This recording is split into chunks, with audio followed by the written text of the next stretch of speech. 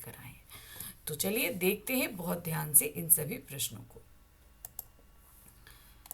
पहला प्रश्न है हमारे पास में, लेखक अपने बड़े भाई के हुक्म को कानून समझने में शालीनता समझता, ऐसा क्यों, और स्पष्ट कीजिए। यानी कि उन्होंने जो अपने बड़े भाई का जितना भी हुक्म है का है उसको वो कानून समझते थे, ऐसा क्यों। लेखक और उसके भाई साहब छात्रावास में रहकर पढ़ाई करते थे। कहाँ रहते थे? छात्रावास यानी कि हॉस्टल में। लेखक अपने बड़े भाई से उम्र में 5 साल छोटा था। वह 9 साल का और भाई साहब 14 वर्ष के। तो करीबन कितना फर्क आया? 5, क्या कहते हैं, उम्र उनकी 5 वर्ष छोटा था, यानी कि 5 वर्ष का डिफरेंस था। उम्र और अनुभव के इस अंतर के कारण उन्हें लेखक की देखभाल और डांट डपट का पूरा अधिकार था, और उनकी बातें मानने में ही लेखक की शालीनता थी। भाई पेरेंट्स ने 2 भाइयों को अगर पढ़ने के लिए भेजा है, एक भाई 5 साल आपसे अगर बड़ा है, तो जाहिर सी बात है कि वो आपका गार्जियंस के तौर पर उस हॉस्टल में रहेगा। वो जैसा कहेगा उसकी बातों को मानना, क्योंकि हमारे पेरेंट्स तो हमारे आसपास नहीं है, लेकिन हमारे पेरेंट्स जितना ही काम वो वहाँ पर करेंगे। ठीक है, अब आ जाते हैं हम अपने अगले क्वेश्चन पे। अगला क्वेश्चन क्या दिया गया है, देखिए, लघु उत्तरीय प्रश्न है हमारे पास में। ठीक है, यहाँ पर क्या दिया गया है? लघु उत्तरीय प्रश्न। इसमें क्या है, देखिए, आपके पास में नेक्स्ट क्वेश्चन है, बड़े भाई की पुस्तकों को देखकर लेखक किस पहेली का हल नहीं निकाल सके। तो बड़ी जो पुस्तकें थी उनको देखने के बाद वो कौन सी पहेली का हल नहीं निकाल सके।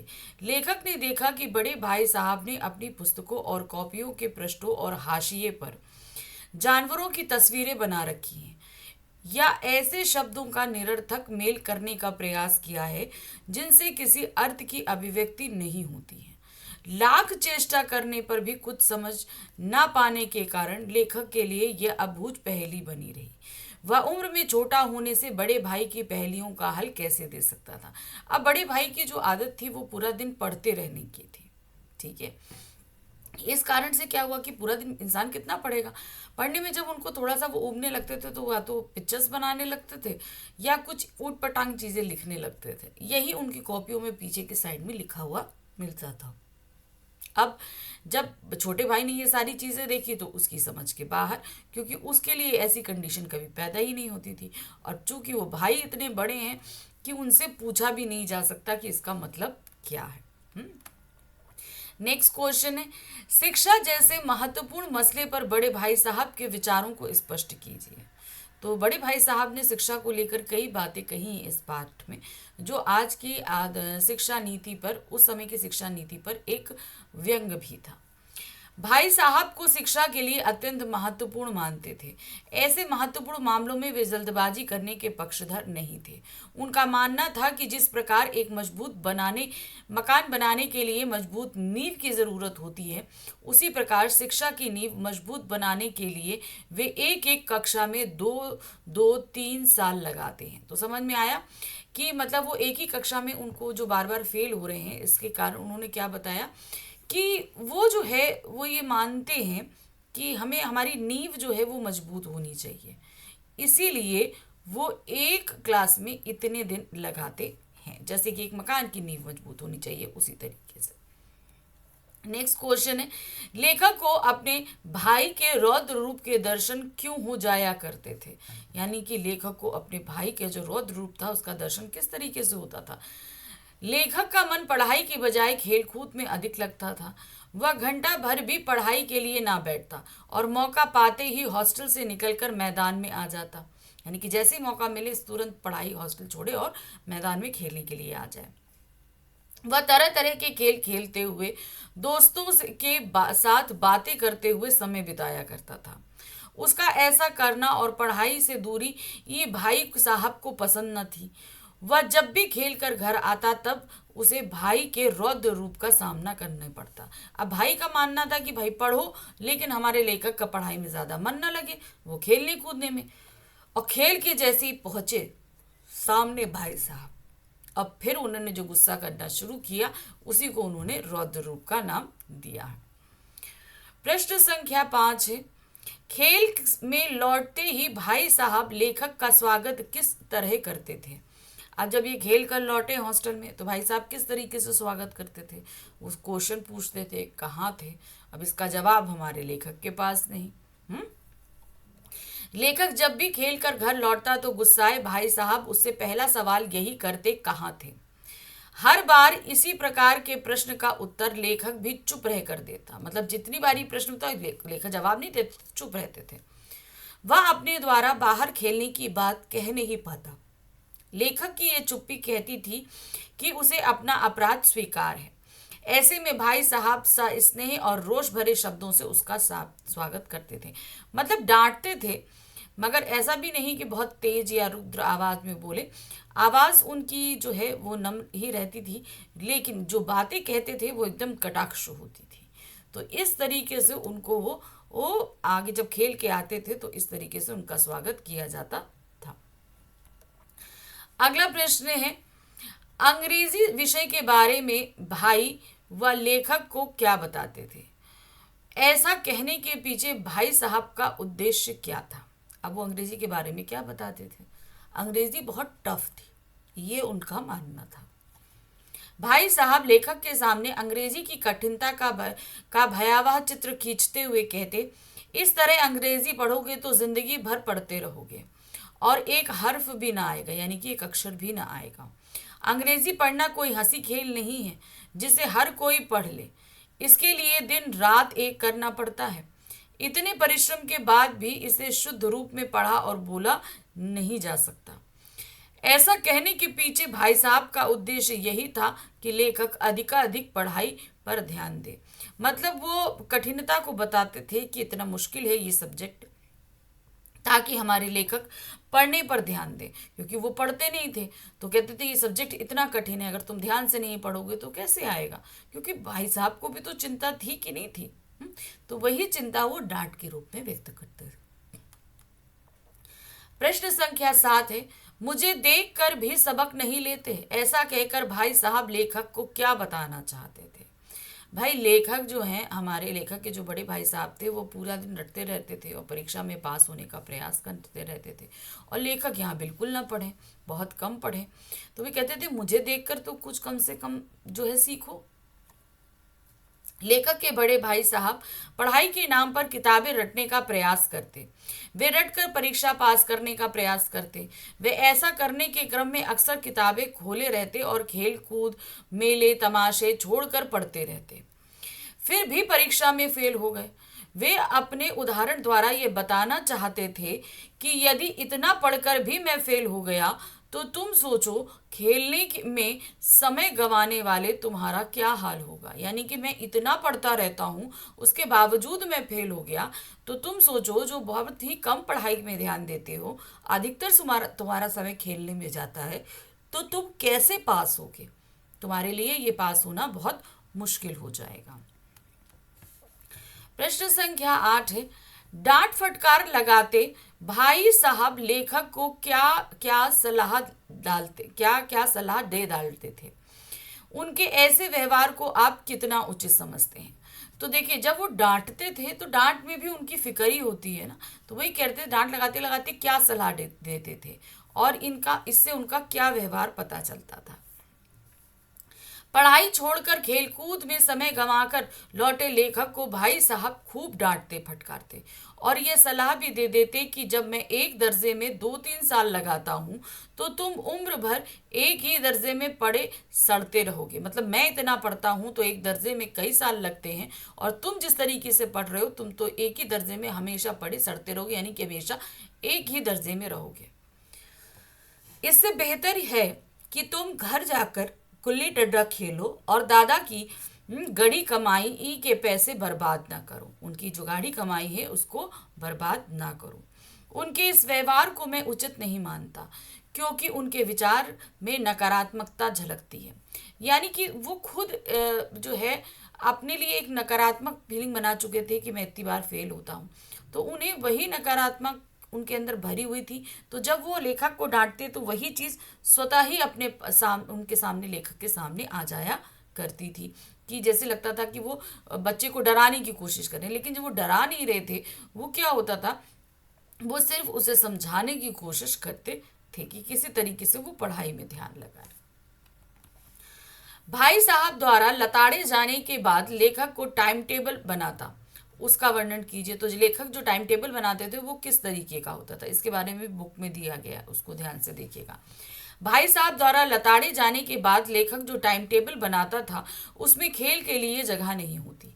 इस टाइम टेबल में प्रायः 6 से 8 तक अंग्रेजी, यानी 6 से 8 बजे तक अंग्रेजी, 8 से 9 तक हिसाब यानी मैथ्स, 9:30 तक भूगोल यानी कि आपकी ज्योग्राफी, फिर भोजन और स्कूल के बाद 4 से 5 तक भूगोल यानी ज्योग्राफी, 5 से 6 तक ग्रामर यानी कि आपका व्याकरण, 6 से 7 तक अंग्रेजी कंपोजिशन और 8 से 9 अनुवाद, 9 से 10 तक हिंदी और 10 से 11 विविध विषय और फिर विश्राम।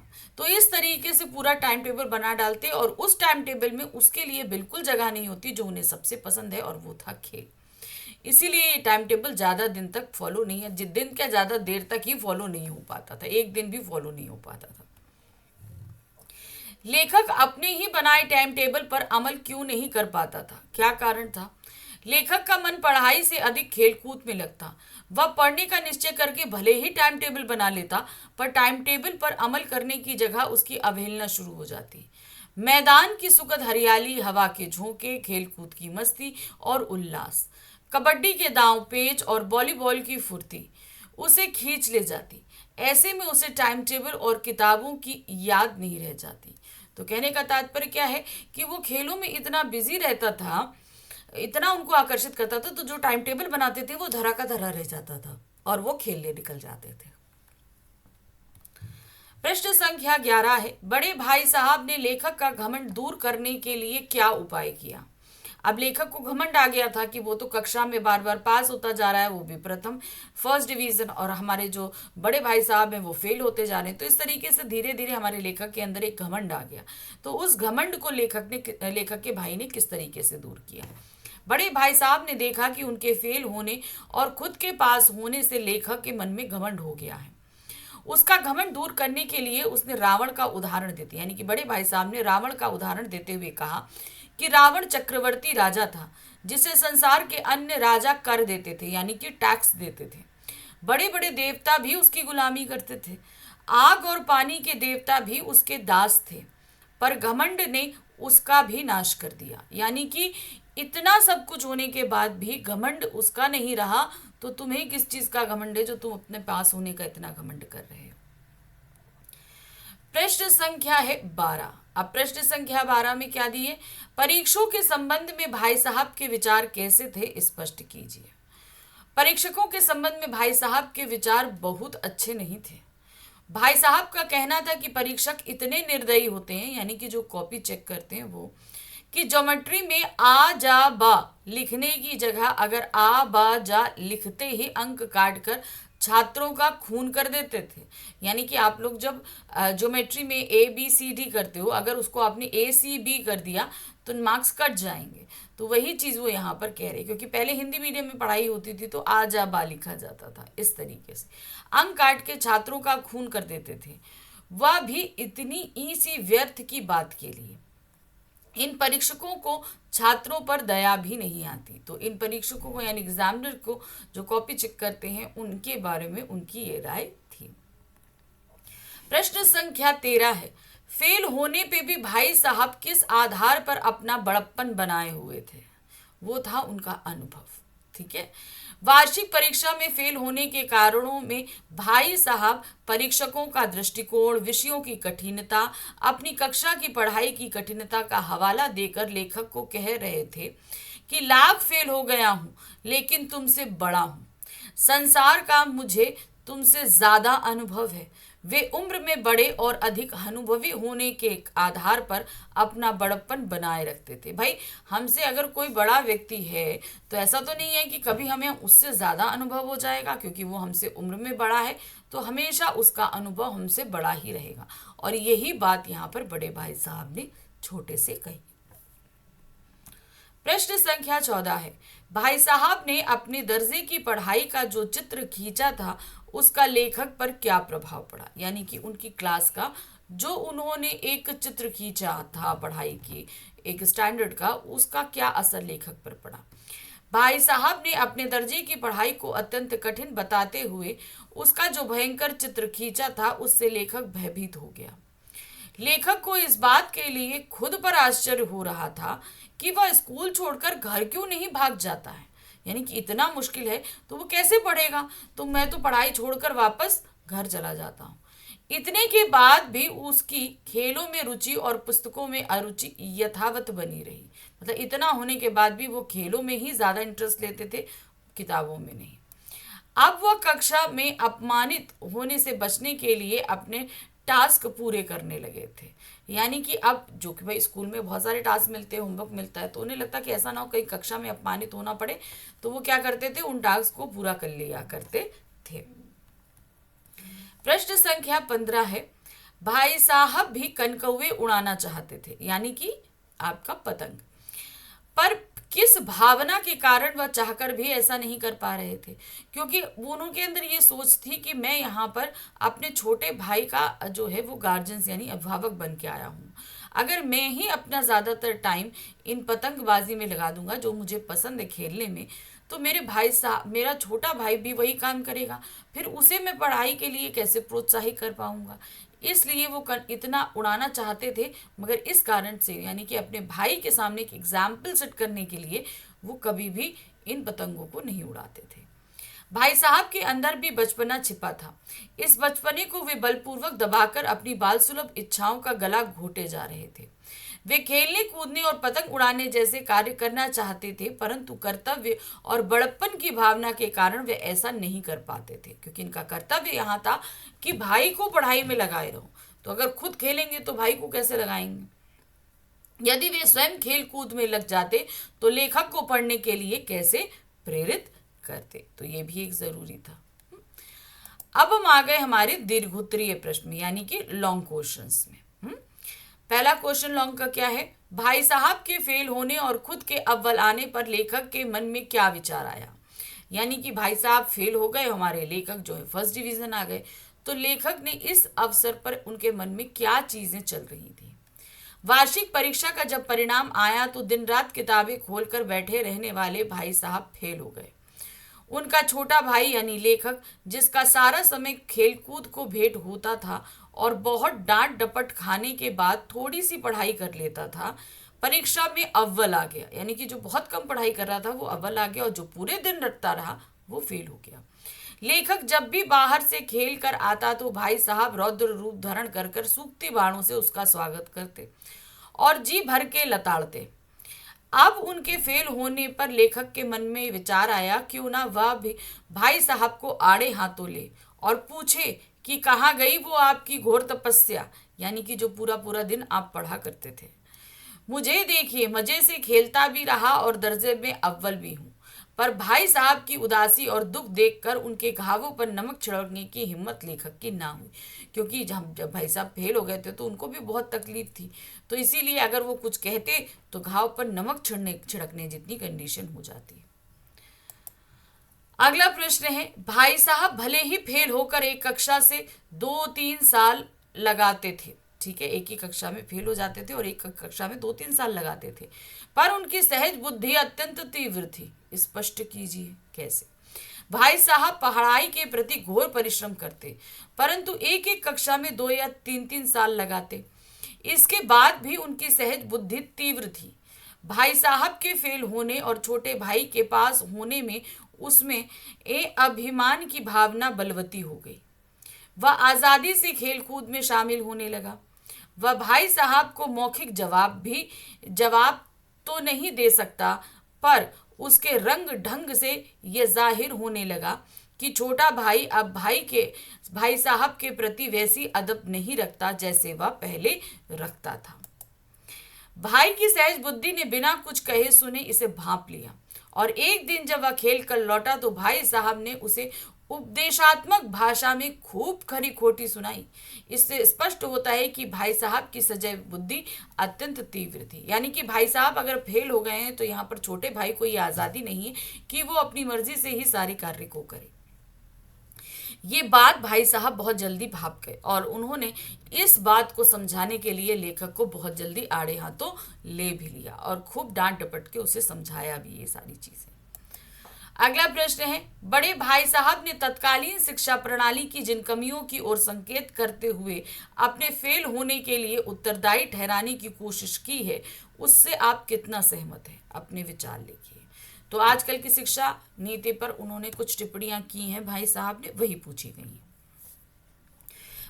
भाई साहब ने उस समय की शिक्षा प्रणाली में जिन कमियों की ओर संकेत किया, उसमें मुख्य एक ही परीक्षा द्वारा छात्रों का मूल्यांकन, अर्थात वार्षिक परीक्षा के परिणाम पर छात्रों का भविष्य निर्भर करना। यानी कि पूरा स्कूल बच्चा पढ़ेगा, पूरा साल पढ़ेगा, लेकिन सिर्फ लास्ट के एग्जाम्स के हिसाब से उसका पूरा जो भविष्य है उसका वैल्यूएशन कर दिया जाता है। इस प्रणाली से रटने की प्रवृत्ति को बढ़ावा मिलता है। इसमें छात्रों के अन्य पहलुओं के मूल्यांकन को ना तो व्यवस्था की और ना उन्हें महत्व दिया जाता है था। इसके अलावा परीक्षकों का दृष्टिकोण भी कुछ ऐसा था कि छात्रों से उस तरह के उत्तर की अपेक्षा करते थे जैसे पुस्तक में लिखा है। तो उस समय क्या होता था कि रटंत पद्धति थी, जैसा लिखा है कि वैसा ही आपको लिखना है। किताब से उत्तर अलग होते ही शून्य अंक मिल जाते थे। यद्यपि इन कारणों से ही भाई साहब अपने फेल होने का दोष परीक्षा प्रणाली पर नहीं डाल सकते थे। वे खुद भी तो समझदार, पढ़ने के बजाय रट कर पढ़ते थे, जो उनके फेल होने का कारण बनी थी। इस तरह भाई साहब के विचारों में मैं सहमत हूँ। पास होने के लिए मुझे विषयों को समझकर पढ़ने की जरूरत होती है, जो उन्हें नहीं थी। तो यहाँ पर भाई साहब जो जो थे वो क्या करते थे, रटते थे। यही चीज बताई कि शिक्षा प्रणाली की ये सबसे बड़ा दोष था।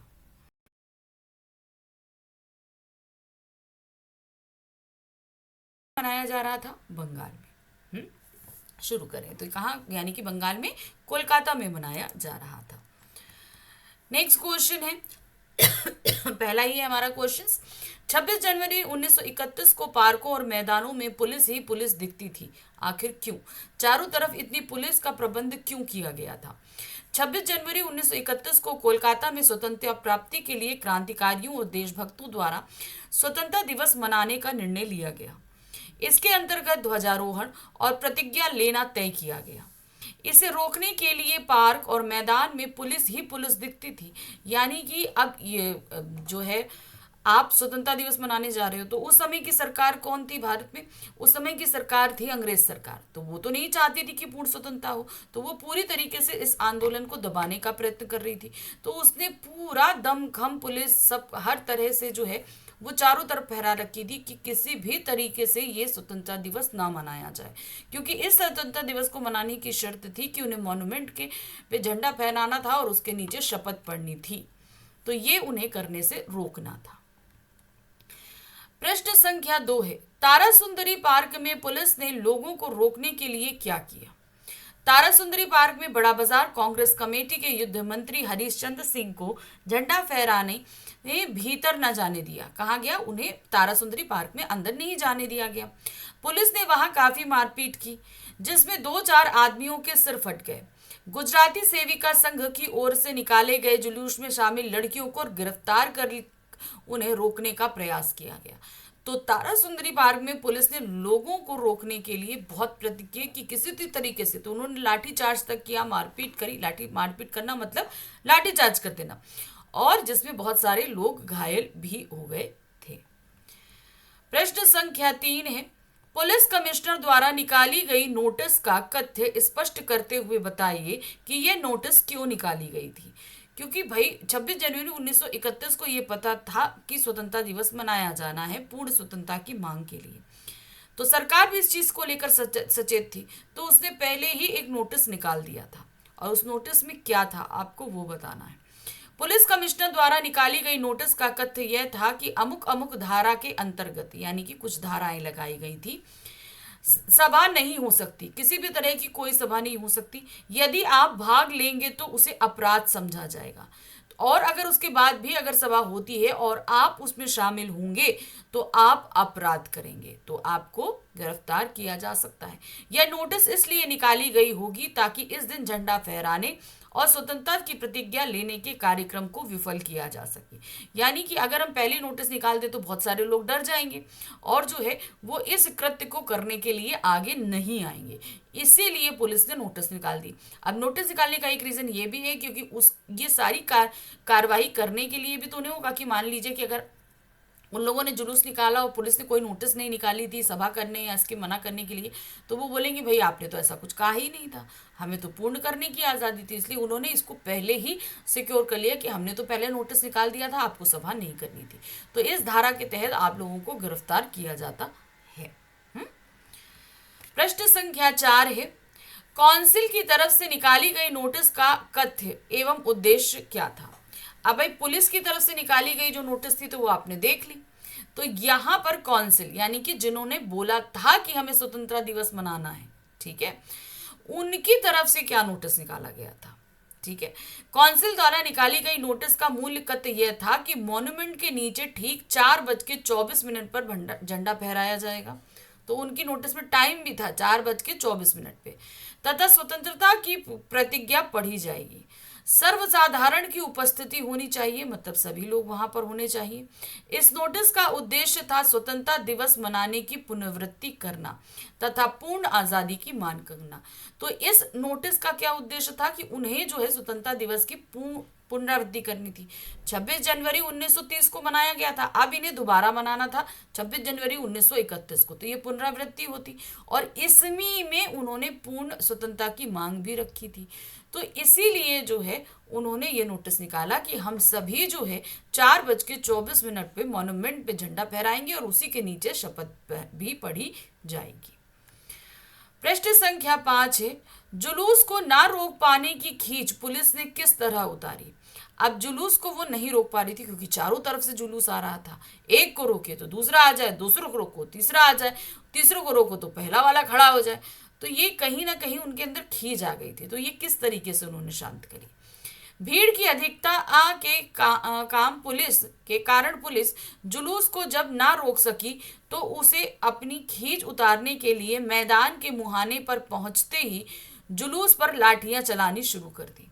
इसमें बहुत से आदमी घायल हुए। पुलिस की लाठियों में सुभाष बाबू भी ना बच सके। तो कहने का मतलब है कि हर तरफ से जुलूस आ रहा था, इतनी ज्यादा भीड़ हो गई थी कि पुलिस रोक नहीं पा रही थी। अब उसने सोचा क्या किया जाए, भाई हमें मॉन्यूमेंट के पास तो लोगों को पहुंचने नहीं देना है क्योंकि वो झंडा फहरा देंगे।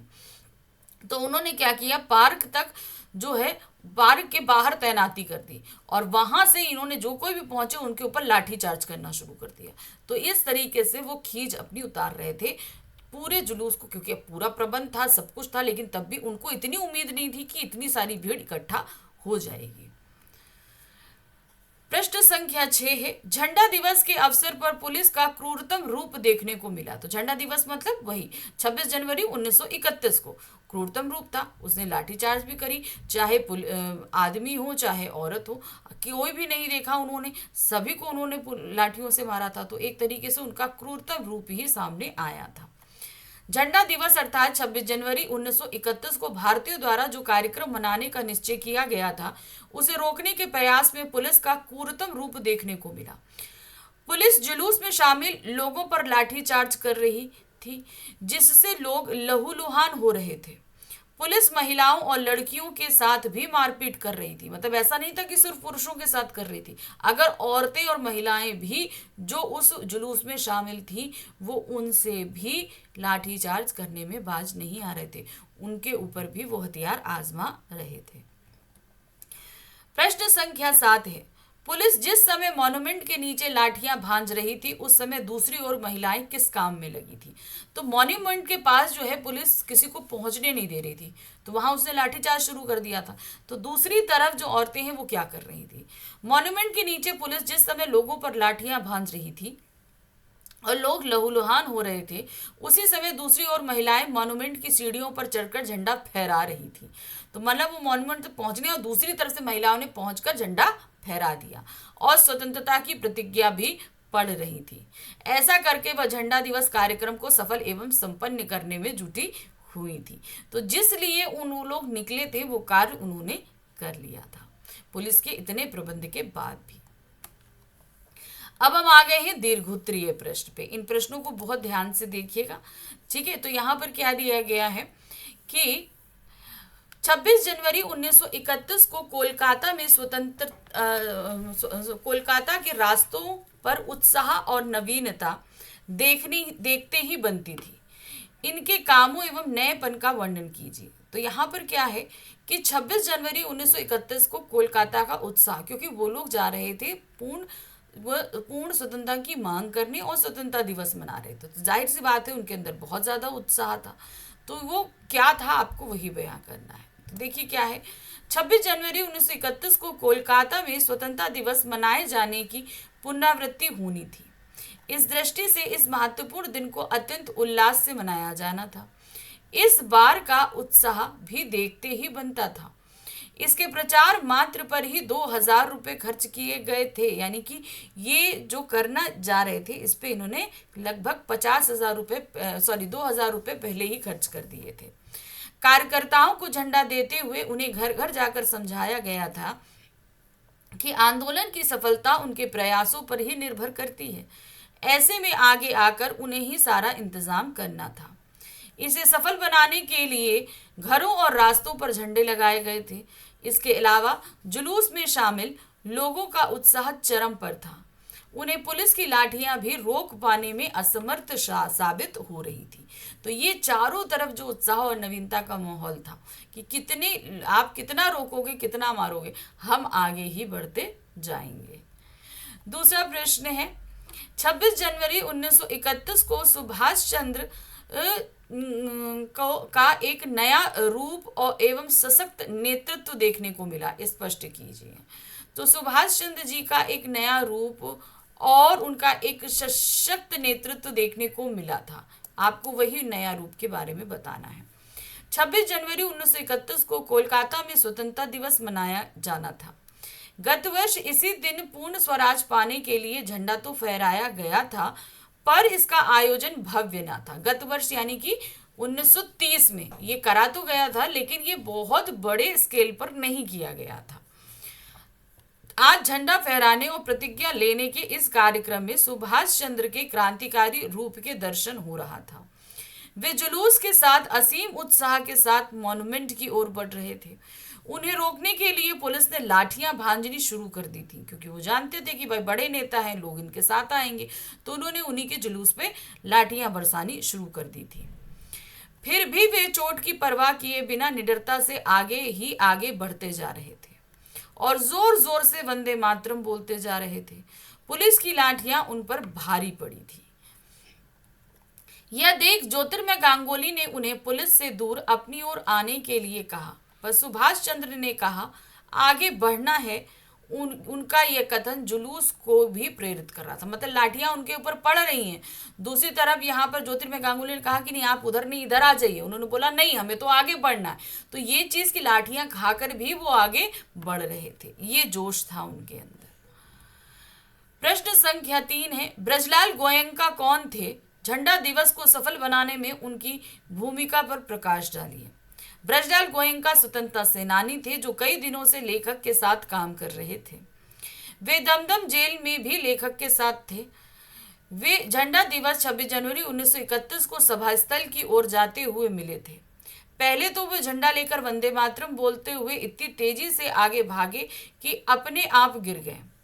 एक अंग्रेज सवार ने उन्हें लाठी मारी और परंतु थोड़ी दूर जाने के बाद वे स्त्रियों के झुंड में शामिल हो गए। तब पुलिस ने उन्हें अलग कर दिया। तब वे 200 आदमियों का जुलूस लेकर लाल बाजार गए, जहां उन्हें गिरफ्तार कर लिया गया था। तो ये थे ब्रजलाल गोयनका, जिन्हें हर तरीके से रोकने का प्रयास हो रहा था, मगर वो कभी न कभी किसी न किसी रूप में वो आगे बढ़ते ही जा रहे थे। प्रश्न संख्या 4 है, डायरी का एक पन्ना नामक पाठ के माध्यम से क्या संदेश दिया गया है? अब ये जो हमारे सामने लेखक ने रखा है, इसके माध्यम से वो संदेश क्या देना चाह रहे हैं? डायरी का एक पन्ना नामक पाठ स्वतंत्रता का मूल्य समझाने एवं देश प्रेम व राष्ट्रभक्ति को जगाने तथा प्रगढ़ बनाने का संदेश छिपाए हुए, कि मतलब कि हमारे लिए स्वतंत्रता कितनी मुश्किल से प्राप्त हुई है और इसे हमें कितना संजो के रखना है, इस मूल्य को समझाने के लिए सामने रखा गया है। पाठ में सन 1931 के गुलाम भारत के लोगों की सच्ची तस्वीर प्रस्तुत की गई है कि किस प्रकार निहत्थे किंतु संगठित भारतवासियों के मन में स्वतंत्रता पाने की भावना बलवती हुई, और इसे पाने के लिए लोगों ने न लाठियों की चिंता की और न जेल जाने की। वे आत्मोत्सर्ग के लिए तैयार रहते थे। यह पाठ हमें अपनी स्वतंत्रता की रक्षा करने की जहां प्रेरणा देता है, वहीं यह संदेश भी देता है कि संगठित होकर काम करने से कोई काम असाध्य नहीं रह सकता। तो यहाँ पर हमारे स्वतंत्रता के जो का महत्व है उसे समझाया गया है, हमारे वो कितनी अनमोल है ये बताया गया है, और उसको हासिल करने में कितने लोगों ने कितने कष्ट सहे हैं ये बताया गया है। साथ ही बताया गया कि अगर हम संगठित होकर कोई कार्य करें तो ऐसा कोई कार्य नहीं है जो हमें ये आगे बढ़ने से रोक सके। तो ये था हमारा अध्याय,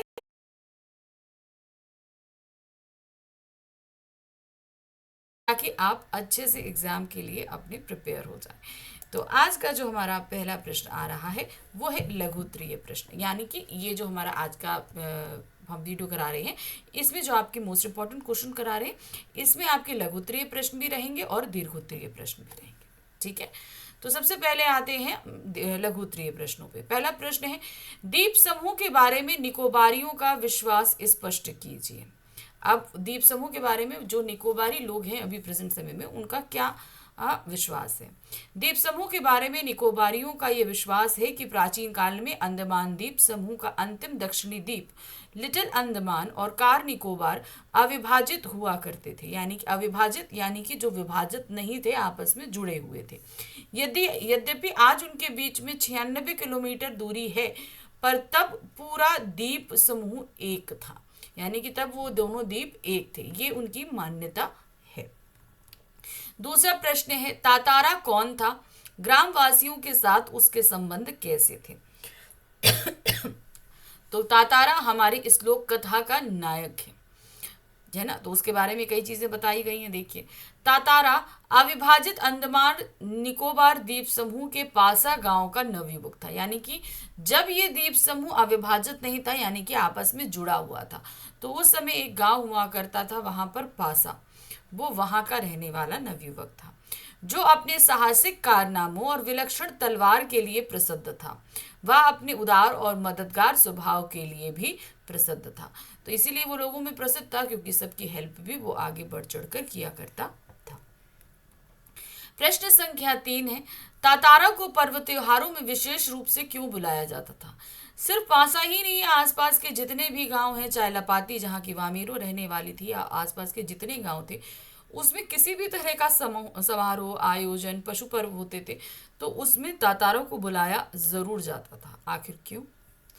तातारा बेहद नेक और मददगार युवक था जिसे निकोबारी बेहद पसंद करते थे। वह सदैव दूसरों की मदद के लिए तैयार रहता था। द्वीप समूह वासियों की सेवा करना वह अपना कर्तव्य समझता था। अपने त्यागमयी स्वभाव के कारण वह सभी के आदर का पात्र था। इसी कारण उसे पर्व त्योहारों में विशेष रूप से बुलाया जाता था। तो जब वो सबकी मदद करता है, चाहे मतलब जो भी मुश्किल आए उसको, अगर अपना कोई सुख भी त्यागना पड़े, आराम त्यागना पड़े, त्याग के वो आगे बढ़ता था और सबकी मदद करता था, इसलिए वो सब में प्रसिद्ध था।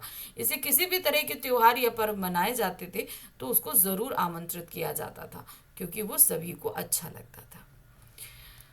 नेक्स्ट क्वेश्चन है, तातारा की तलवार लोगों की चर्चा का विषय क्यों था। तातारा के पास एक लकड़ी की तलवार थी जिसे वो कभी चलाता नहीं था, लेकिन तब भी वो लोगों के बीच चर्चा का विषय थी।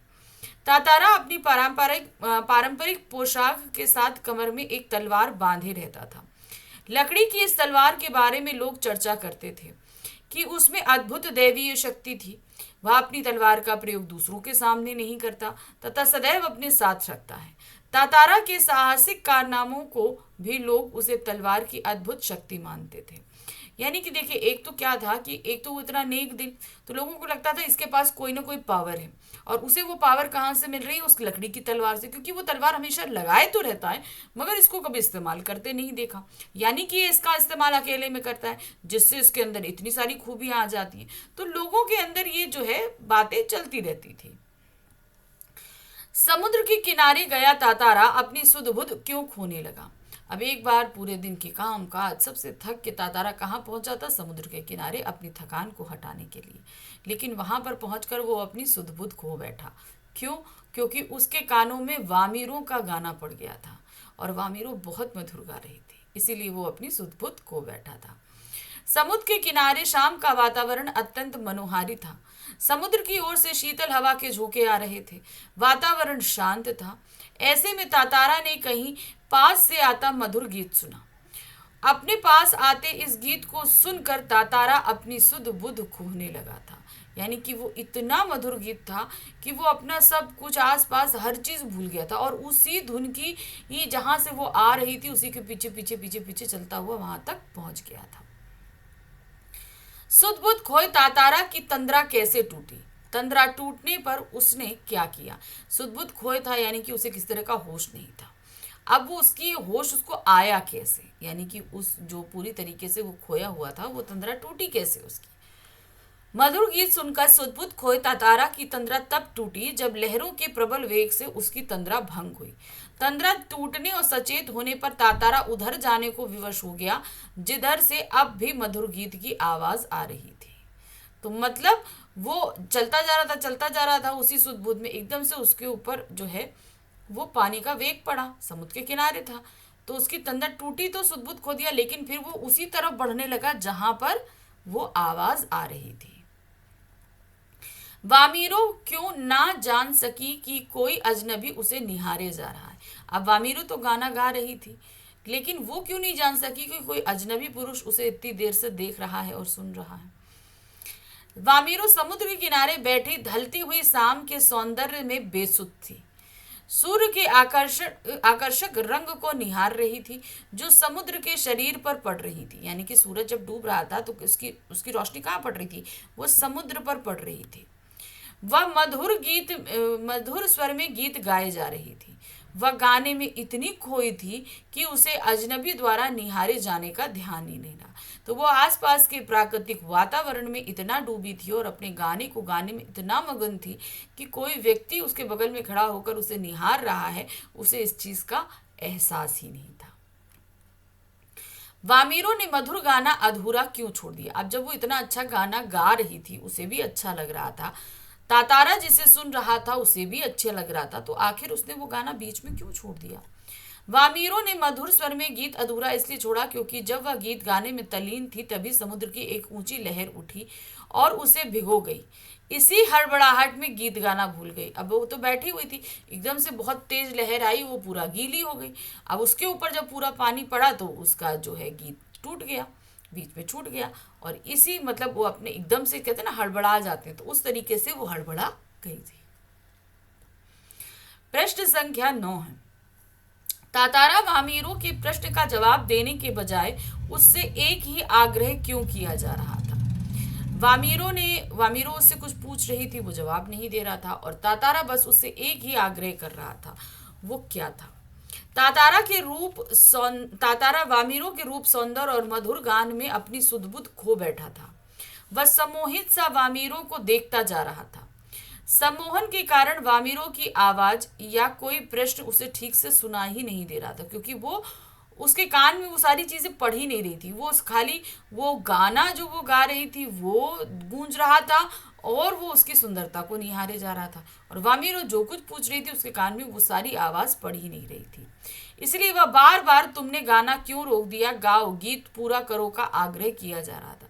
वामीरो क्या कह रही है उसे उस चीज का होश नहीं, वो गाना बीच में रुक गया, इस बात की उसको तकलीफ थी और बार बार कह रहा था कि तुमने गाना क्यों रोक दिया, गाना अधूरा क्यों छोड़ दिया, तुम गाओ। तो ये बार बार आग्रह कर रहा था जिससे वामीरो चिढ़ भी रही थी। सम्मोहन टूटने और होश आने के बाद तातारा ने क्या किया? अब जब उसका सम्मोहन टूटा, ठीक है, यानी सम्मोहन टूटने का तात्पर्य क्या हुआ? जो बार बार उससे पूछा जा रहा था और वामीरो की बात उसको सुनाई नहीं दे रही थी, तो वो सम्मोहन वो जब टूटा तो उसके बाद तातारा ने क्या किया? सम्मोहन टूटने और होश आने के बाद तातारा को अपनी गलती का एहसास हुआ। वह वामीरो के सामने रास्ता रोक कर निवेदन भरे स्वर में कहने लगा, मुझे माफ करना, जीवन में पहली बार मैं इस तरह विचलित हुआ हूँ। मैं तुम्हारा रास्ता छोड़ दूंगा, बस माफ कर दो, अपना नाम बता दो। तो वामीरो तब तक गुस्सा हो चुकी थी, क्योंकि वो जो पूछ रही थी तातारा वो सुन नहीं रहा था, वो सिर्फ एक आग्रह कर रहा था तो कि तुमने गाना गाओ, तुमने गाना क्यों रोक दिया, गाना पूरा करो।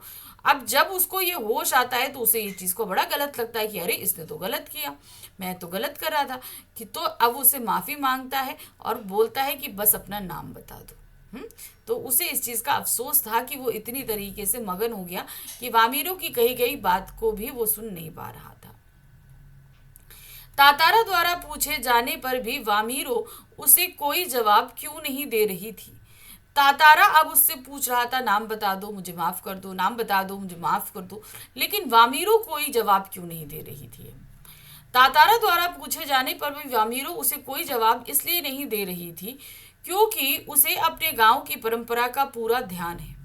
वह जानती है कि उसके गांव के लोग अन्य गांव में वैवाहिक संबंध स्थापित करते हैं। वह केवल अपने गांव के नवयुवकों के प्रश्नों का जवाब दे सकती है, जबकि तातारा उसके गांव का नहीं था। तो उनके गांव की जो परंपरा थी उसके हिसाब से वो हर किसी से बात नहीं कर सकती थी। इस वजह से वो तातारा की बात का जवाब नहीं दे रही थी। वामीरो का मन भी तातारा की ओर आकर्षित हो गया। स्पष्ट कीजिए। अब वामीरो तो बिना कुछ कहे वहां से चली गई, मगर तातारा ने बोला कि मैं यहीं वेट करूंगा। जब वो घर पहुंचती है तो वो भी इस चीज का एहसास करती है कि वो भी तातारा की तरफ आकर्षित हो चुकी है। उसे इसका एहसास कैसे होता है? पहली ही नजर में तातारा को देखते ही वामीरो विस्मित हो गई थी। उसके मन में कोमल भावना का संचार हो गया था। घर पहुंचने पर उसे भीतर ही बेचैनी महसूस होने लगी।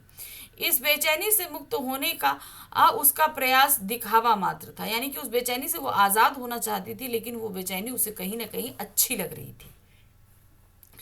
वह झल्लाहट में दरवाजा बंद कर मन को किसी और दिशा में ले जाने का प्रयास करने लगी। मतलब वो कुछ भी करे हेर घेर के उसे किसका ख्याल आता था? वो आता था तातारा का ख्याल। वो उससे अपना ध्यान बिल्कुल भी हटा ही नहीं पा रही थी, चाह कर भी चाहे कि हट जाए, लेकिन ऐसा हो ही नहीं पा रहा था। प्रश्न संख्या 13 है। वामीरो तातारा को भूलना चाहती थी, पर वह चाहकर ही ऐसा क्यों नहीं कर पा रही थी? वो भूलना चाहती थी, क्यों भूलना चाहती थी और क्यों नहीं कर पा रही थी? वामीरो को अपने गांव की रीति भली भांति का ज्ञान था कि जिसके अनुसार वह अपने गांव के अलावा किसी अन्य गांव के लोगों से वैवाहिक संबंध स्थापित नहीं कर सकती। इसीलिए वह तातारा को भूलना चाहती थी। वह चाहकर भी ऐसा इसलिए नहीं कर सकती थी क्योंकि तातारा का याचना भरा चेहरा उसकी आंखों के सामने आ रहा था। कि वो बार बार जो रिक्वेस्ट कर रहा था ना कि अपना नाम बता दो, मैं तुम्हारा यह इंतजार करूंगा, वो याचना भरा चेहरा बार बार उसके सामने आ रहा था। नेक्स्ट क्वेश्चन है क्वेश्चन नंबर 14। वामीरो और तातारा अगले दिन तो मिले, पर वे एक शब्द भी क्यों नहीं बोल पाए? तातारा जब वहां से जा रही थी वामीरो, तो उसने बोला कि कल मैं यही इंतजार करूंगा। वामीरो घर पहुंची, उसने निश्चय किया कि वो नहीं जाएगी, लेकिन वो उसके प्रति इतना ज्यादा सम्मोहित हो चुकी थी कि वो ना चाहते हुए भी दूसरे दिन उसी जगह पहुंच गई। और वहां पहुंचने के बाद भी दोनों ने एक दूसरे से एक अल्फाज बात नहीं करी, सिर्फ एक दूसरे को देखते रहे। वामीरो और तातारा यद्यपि एक ही बार मिले थे, परंतु वो दोनों एक दूसरे को गहराई से चाहने लगे थे। अपने प्रेम की अभिव्यक्ति के लिए उनके पास कोई शब्द न था। अपने मनोभावों को व्यक्त करने में सर्वथा असमर्थ थे। इसीलिए वह मिलकर भी अपने प्रेम की मौन अभिव्यक्ति ही कर सकते थे, यानी कि वो चुप रहकर ही अपने प्रेम को अभिव्यक्त कर रहे थे। प्रश्न संख्या 15 है। तातारा ने अपने क्रोध के शमन के लिए क्या करा? अंत में उसे जब क्रोध आया था, जब वामीरो की माँ उसे बहुत कुछ कह देती है, तो उसने अपने गुस्से को शांत करने के लिए क्या किया? वामीरो की माँ और गांव वालों द्वारा अपमानित होने के बाद क्रोधित हो उठा। कौन? तातारा। उसे समझ नहीं आ रहा था कि वह क्या करे। उसने अपनी तलवार निकालकर धरती में पूरी शक्ति से घोंप दी और पूरी शक्ति से धरती को काटने लगा। इससे वह पसीने में लथपथ होकर निढाल हो गया और गिर पड़ा। तो उसने जो अपने गुस्से को शांत करने का जो तरीका निकाला, उसकी वजह से क्या हुआ, उसको और मेहनत करनी पड़ी। तो इससे वो बहुत ही पसीने से लथपथ हुआ और उसी जगह गिर गया जहां पर इन दो द्वीप समूह को उसने अलग कर दिया था। संख्या 16 है। वामीरो से मिलने के बाद तातारा का अगला दिन कैसे बीता? यानी कि जब वो लोग पहली बार वामीरो से मिल लिए थे ना वो तातारा, उसके बाद जो उसका अगला दिन था वो किस तरीके से बीता। वामीरो से मिलने के बाद तातारा ने उससे अगले दिन भी आने की याचना की। वह वामीरो से मिलकर व्यथित था। वामीरो से मिलने की प्रतीक्षा में उसका समय काटना पत्थर के समान भारी हो गया। ऐसे में उसे दिन उत्साहहीन, ठंडा, नीरस और उबाऊ प्रतीत हो रहा था। जाहिर सी बात है उसकी जो कामना थी वो ना आए तो वो दिन उसे बेकार लगे, और यही जो है तातारा के साथ हो रहा था। अब हम आ गए अपने दीर्घ उत्तरीय प्रश्नों पर। ठीक है, अभी तक हमने लघु उत्तरीय 16 प्रश्न किए, अब हम दीर्घ उत्तरीय प्रश्न पर हैं, यानी कि लॉन्ग क्वेश्चंस पे। तातारा वामीरो कथा पाठ के आधार पर तातारा का चरित्र चित्रण कीजिए। ठीक है, तो क्या है यहाँ पर? तातारा वामीरो कथा का नायक तातारा है, जो पासा गांव का रहने वाला है। उसके चरित्र की विशेषताएं निम्नलिखित हैं। क्या है? पहला है आकर्षक व्यक्तित्व। तातारा आकर्षक व्यक्तित्व का स्वामी है। वह शारीरिक रूप से बलिष्ठ, सुंदर और आकर्षक है। उसे देखते ही वामीरो प्रथम मुलाकात में ही उसकी ओर आकर्षित हो गई थी, यानी कि वो बहुत ही ज्यादा अट्रैक्ट हो गई थी पहली बार जब उसने देखा था। दूसरा, उसके अंदर जो उसके चरित्र की विशेषता है वो है मानवीय गुणों से युक्त। तातारा मानवीय गुणों से युक्त है। वह नेक, उदार, सहयोगी और परोपकारी है, जो हर किसी की मदद को तत्पर रहता है। तीसरा है सम्मान का पात्र। ठीक है, तातारा अपने गांव एवं सहयोगपूर्ण व्यवहार के कारण द्वीपवासियों के सम्मान का पात्र है। उसे दूसरे गांव के लोग भी अपने यहाँ आमंत्रित करते हैं। चौथा है दैवीय शक्ति संपन्न व्यक्ति। तातारा के पास लकड़ी की तलवार थी, जो उसे अद्भुत दैवीय शक्ति का स्वामी बनाए हुए थे। इसी तलवार की मदद से साहसिक और विलक्षण कार्य करता था। कौन? तातारा।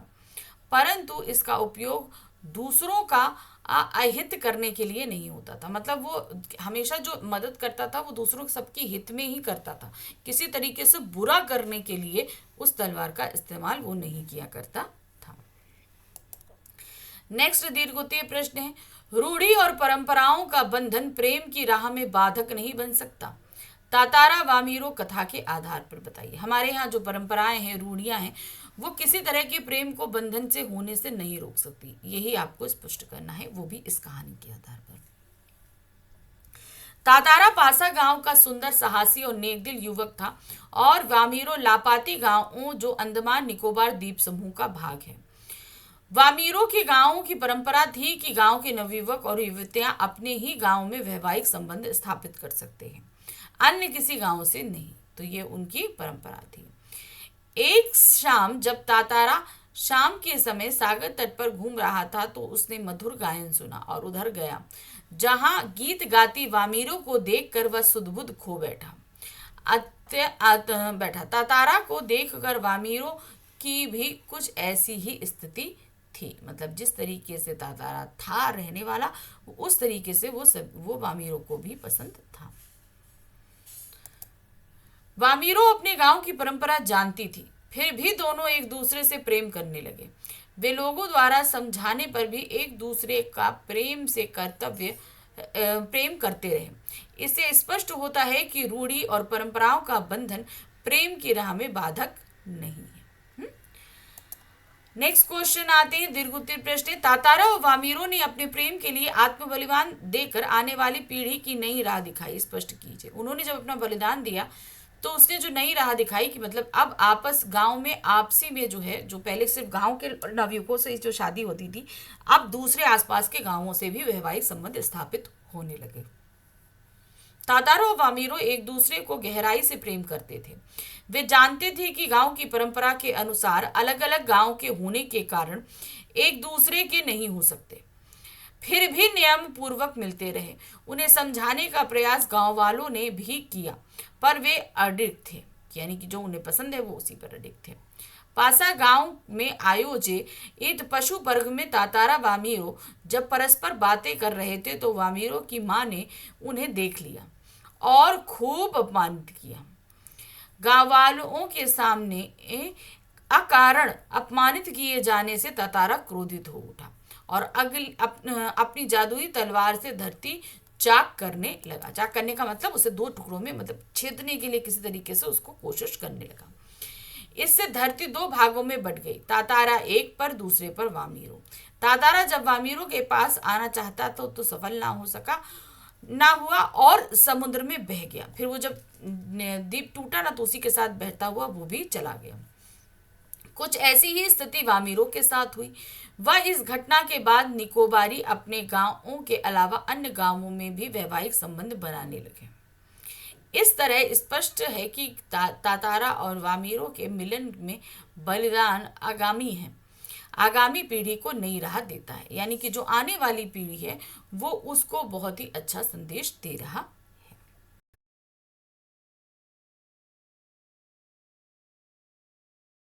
तो सबसे पहले हमारे पास में इसमें लघुत्तरीय प्रश्न आएंगे।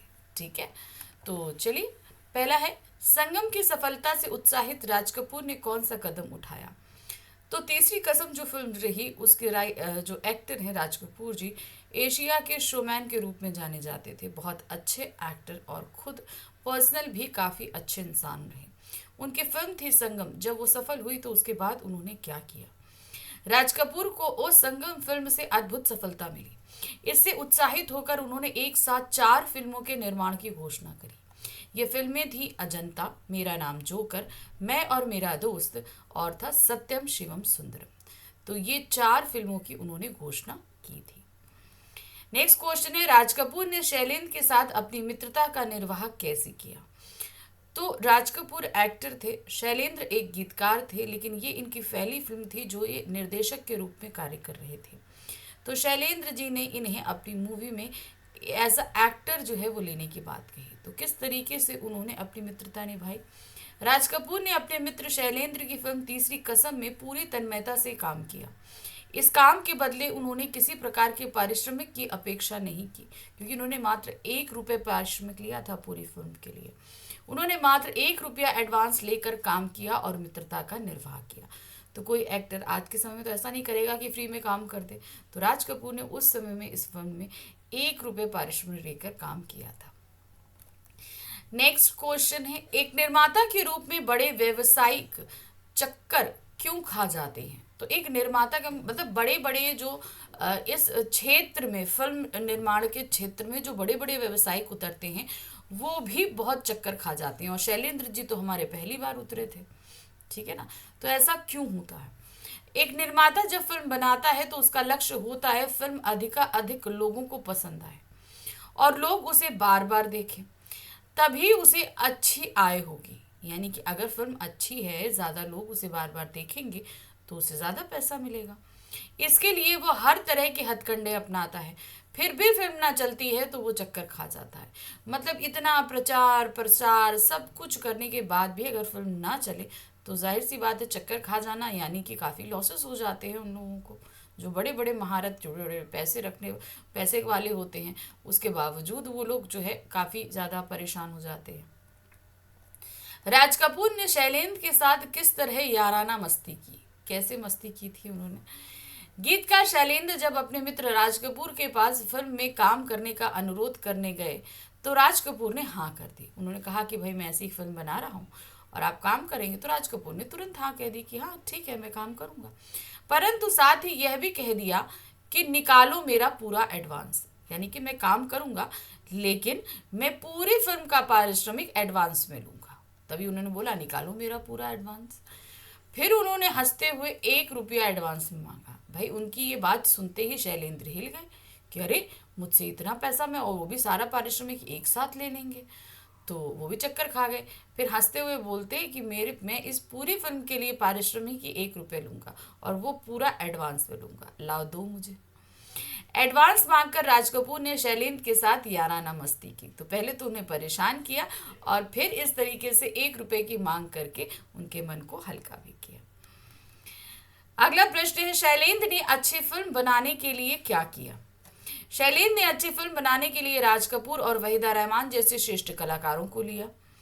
इसके अलावा उन्होंने फणीश्वर नाथ रेणु की मार्मिक कृति तीसरी कसम यानी कि उर्फ मारे गए गुलफाम, तो उनकी जो कृति थी वो नाम थी मारे गए गुलफाम, जिस पर उन्होंने तीसरी कसम फिल्म बनाई, की कहानी को पटकथा बनाकर सेलुलाइट पर पूरी सार्थकता से उतारा।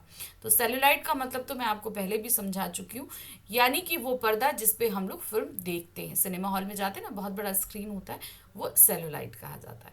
उस पर उस फिल्म को प्रसारित किया।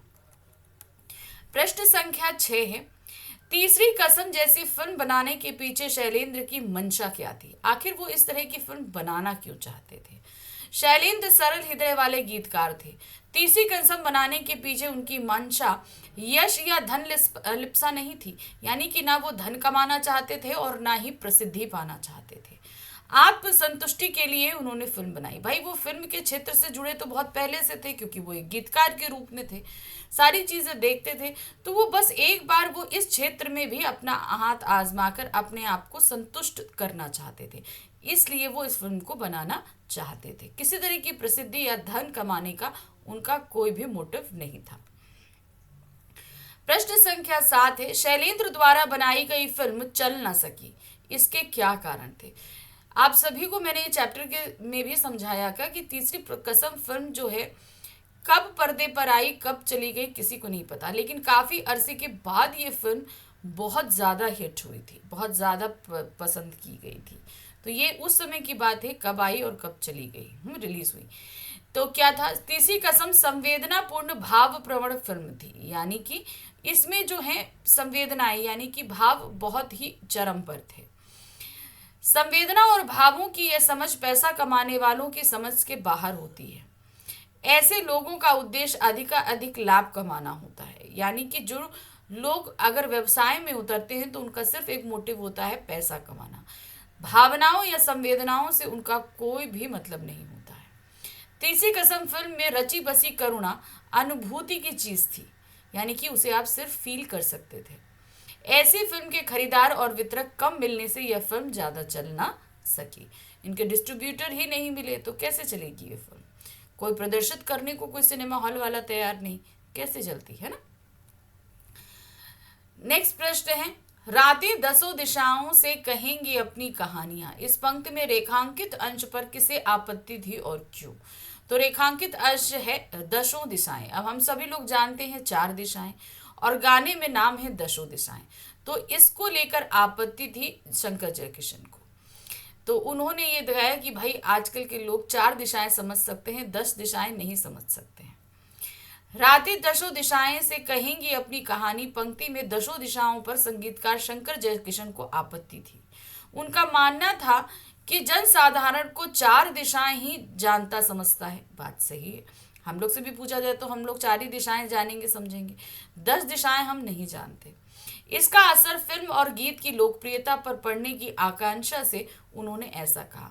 उन्होंने कहा जो चीज लोगों को समझ में नहीं आएगी तो उसे वो कल्पना या मिथ्या मानेंगे, और इस तरीके से ये सारी चीजें फिल्म पर असर डालेंगी और गाने पर भी असर डालेंगी। तो ये आपत्ति थी ये शंकर जयकिशन को। अब हम आगे हैं दीर्घोत्तरीय प्रश्नों पर, यानी कि लॉन्ग क्वेश्चंस पे। क्या है, तीसरी कसम में राज कपूर और वहीदा रहमान का अभिनय लाजवाब था, स्पष्ट कीजिए। अब इनके अभिनय के ऊपर आपको लेख लिखना है, ठीक है।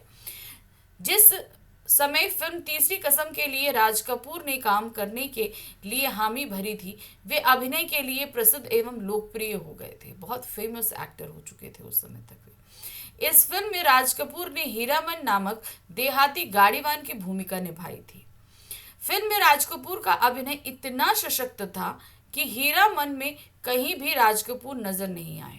मतलब इतना फेमस एक्टर, वो एक सिंपल गाड़ीवान की एक्टिंग कर रहा था, लेकिन वो ऐसी एक्टिंग करी जैसे लगता है वो सच में हीरामन था, एक गाड़ीवान। वो राज कपूर की एक झलक भी उनके अंदर दिखाई नहीं दे रही थी। इसी प्रकार छीट की सस्ती साड़ी में लिपटी हीराबाई का किरदार निभा रही वहीदा रहमान का अभिनय भी लाजवाब था। जो हीरामन की बातों का जवाब जुबान से नहीं आंखों से देकर वह सशक्त अभिव्यक्ति प्रदान की जिसे शब्द नहीं कह सकते थे। यानी कि वो आंखों के, मतलब भाई उनका एक चेहरा तो बहुत एक्सप्रेसिव है, बहुत अच्छे से वो सारी चीज़ों को बयां करती हैं अपने एक्सप्रेशन के थ्रू, तो वही चीज़ इन्होंने इस फिल्म में बहुत ही अच्छे से निभाई है।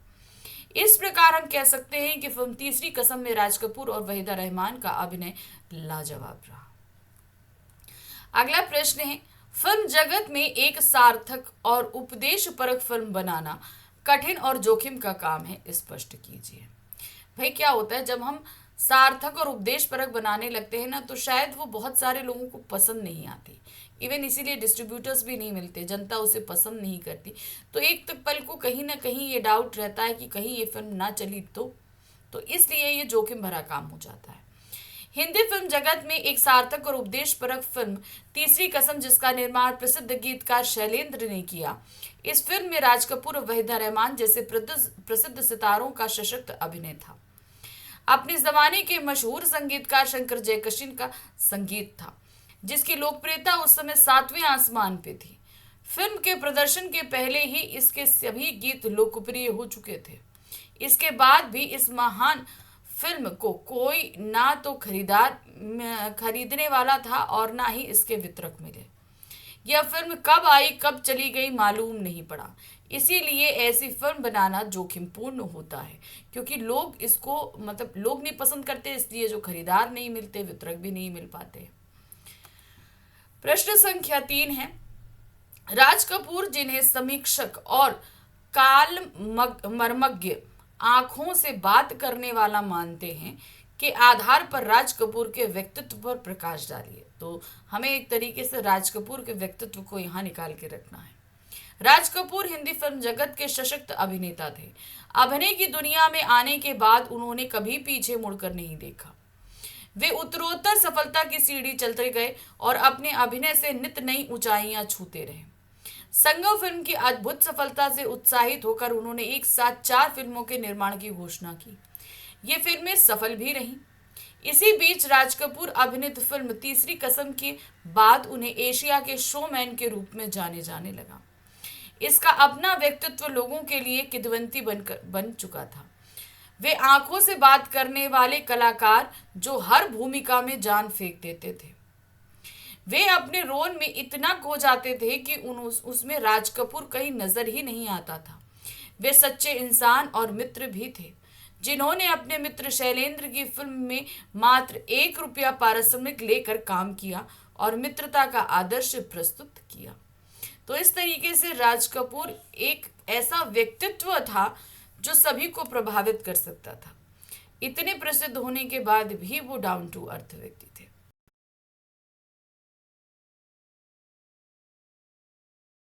अटक जाओगे। हाँ? चलिए, पहला प्रश्न है, तो यहाँ पर लघु उत्तरीय और दीर्घ उत्तरीय दोनों ही तरह के प्रश्न हैं। पहला प्रश्न है, सुलेमान बादशाह अब बादशाहों से किस तरह अलग थे, यानी कि जो अन्य बादशाह थे उनसे किस तरीके से सुलेमान अलग थे, क्योंकि वो धरती के सभी पशु पक्षियों की आवाज़ों को बोल भी लेते थे और समझ भी लेते थे, है ना। सुलेमान, जिन्हें बाइबल में सोलोमन कहा गया है, वे केवल मानव जाति के ही राजा नहीं थे, बल्कि सारे छोटे बड़े पशु पक्षियों के भी हाकिम थे। वह इन सब की भाषा भी जानते थे, जबकि अन्य राजाओं के पास ऐसी संवेदनशीलता और मानवता ना होने से सुलेमान अन्य बादशाहों से अलग थे। तो बहुत सारे बादशाह हुए, लेकिन इनमें फर्क ये था कि ये धरती पर रहने सभी प्राणियों की आवाज़ों को जानते थे, इसलिए उनकी संवेदनाओं को भी समझ सकते थे, उनकी तकलीफ़ों को भी समझ सकते थे, जो अन्य राजाओं को समझने की कैपेबिलिटी उनके अंदर नहीं थी। प्रश्न संख्या 2 है, सुलेमान ने चींटियों का भय किस तरह से दूर किया। सुलेमान एक बार घोड़े से जा रहे थे तो उनकी टापुओं की आवाज़ सुन के चींटियां डर गई थी। अब उनके डर को उन्होंने किस तरीके से दूर किया। सुलेमान के लश्कर के साथ गुजरते हुए जब चींटियों ने उनके घोड़ों के टापों की आवाज़ सुनी तो वो भयभीत हो गई, क्योंकि भाई अगर घोड़े आएंगे तो वो सब दब के मर जाएंगी। उन्हें इस चीज़ का डर लगा। उनका भय दूर करने के लिए सुलेमान ने कहा, घबराओ नहीं।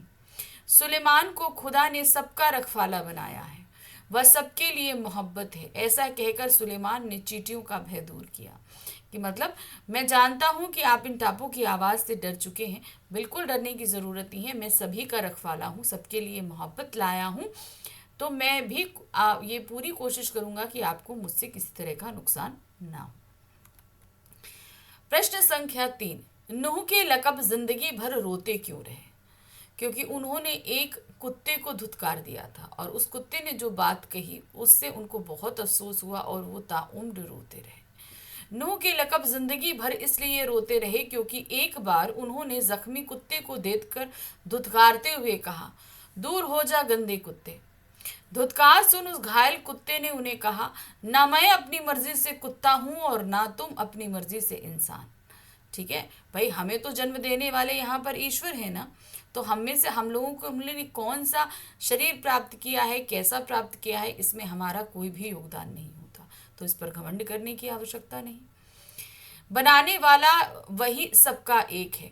उसकी बात सुनकर वे आजीवन रोते रहे। तब उन्हें इस चीज का एहसास हुआ कि मैंने जो किया वो गलत था और इस अफसोस के कारण वो ताउम्र रोते रहे। महाभारत में युधिष्ठिर का अंत तक एक कुत्ते ने किस तरह साथ दिया। तो महाभारत में युधिष्ठिरों ने अपने ही परिवार वालों का वध किया था। तो इससे जो है उन लोगों को बहुत पाप लगा और अंतिम समय में उनको स्वर्ग जाने के लिए जब बोला गया तो एक एक करते करते जब वो लोग पहुंचे, सब लोग जाने लगे, एक साथ निकले। तो एक साथ थे पांचों पांडव और द्रौपदी, लेकिन रास्ते में एक एक करके युधिष्ठिर का साथ सब छोड़ते चले गए। मतलब पांचों पांडव, द्रौपदी सभी जो है वो अपने शरीर को त्यागते चले गए। सिर्फ युधिष्ठिर स्वर्ग के दरवाजे तक पहुंचे और वो अकेले नहीं थे, उनके साथ एक कुत्ता भी पहुंचा था। तो मतलब चाहे जितनी विपरीत परिस्थितियां थी, वो कुत्ता हमेशा उनके साथ में रहा। महाभारत में पांडवों के जीवन का जब अंतिम समय आया तो पांचों पांडव द्रौपदी समेत हिमालय की ओर चले गए। उनके साथ एक कुत्ता भी चल रहा था। जो जो पांडव ऊंचाई की ओर बढ़ते जा रहे थे, त्यों त्यों एक एक कर पांडव युधिष्ठिर का साथ छोड़ते जा रहे थे। अंत में कुत्ता ही था जिसने युधिष्ठिर के अकेलेपन को दूर किया और उनके साथ चलता रहा। प्रश्न संख्या 5 है, दुनिया के बारे में लेखक और आज के मनुष्य के विचारों में क्या अंतर है। दुनिया के बारे में लेखक का विचार उदारतापूर्ण है। उसका मानना था कि धरती किसी एक की नहीं है, इसमें मानव के साथ साथ पशु, पक्षी, नदी, पर्वत, समंदर आदि की बराबर हिस्सेदारी है। पर आज के मनुष्यों में इतनी आत्मकेंद्रता हो गई है, यानी कि सभी सेल्फ सेंटर्ड इतना हो गए हैं, और स्वार्थपरकता यानी कि जो है वो अपने बारे में ही सोचना चाहते हैं आ गई है कि वे समूची दुनिया पर सिर्फ अपना हक समझते हैं। यानी कि वो पूरे जंगल सबको काटे डाले कि नहीं, सब जगह हमारा रहने का हक है। भाई ये जंगल, पेड़ पौधे, ये किसी की तो रहने की जगह हैं। तो वो चीज़ बताई जा रही है कि हम जो है अब सिर्फ अपने बारे में सोच रहे हैं। मानव जाति ने किस तरह अपनी बुद्धि से दीवारें खड़ी कर ली हैं। मानव जाति ने अपनी संकीर्ण मानसिकता के कारण अपनी बुद्धि का प्रयोग अपने व्यक्तिगत हित के लिए कहा है। यानी कि हमने अपनी बुद्धि का के इस्तेमाल अपनी ही भलाई के लिए करते हैं, अपनी ही उन्नति के लिए करते हैं। उसने भेदभाव की नीति अपनाते हुए संसार को देशों में बांट दिया। उसने स्वयं को सर्वोपरि समझते हुए सारी धरती पर अपना अधिकार कर लिया कि मानव जाति सर्वोपरि है। तो धीरे धीरे उसने संपूर्ण धरती पर अपना कब्जा जमा लिया। उसने समुद्र में जमीन छीनी, समुद्र जो था उसमें भी उनको भी पाट पाट कर अपनी जमीन बना रहे हैं। जंगलों का सफाया किया, पशु पक्षियों को बेघर करके प्रकृति में दीवारें खड़ी कर दी। तो इस तरीके से उन्होंने क्या किया कि जितनी भी जगहें थी उन सभी जगह वो अपना ही कब्जा जमाते हुए चले जा रहे थे। प्रश्न संख्या 7 है, बढ़ती आबादी पर्यावरण के लिए हानिकारक सिद्ध हो रही है, स्पष्ट कीजिए। बात सही है, आबादी बढ़ रही है, लोग बढ़ रहे हैं, उतनी जगह नहीं है, संसाधन नहीं है, तो पर्यावरण भी प्रदूषित हो रहा है इनके कारण।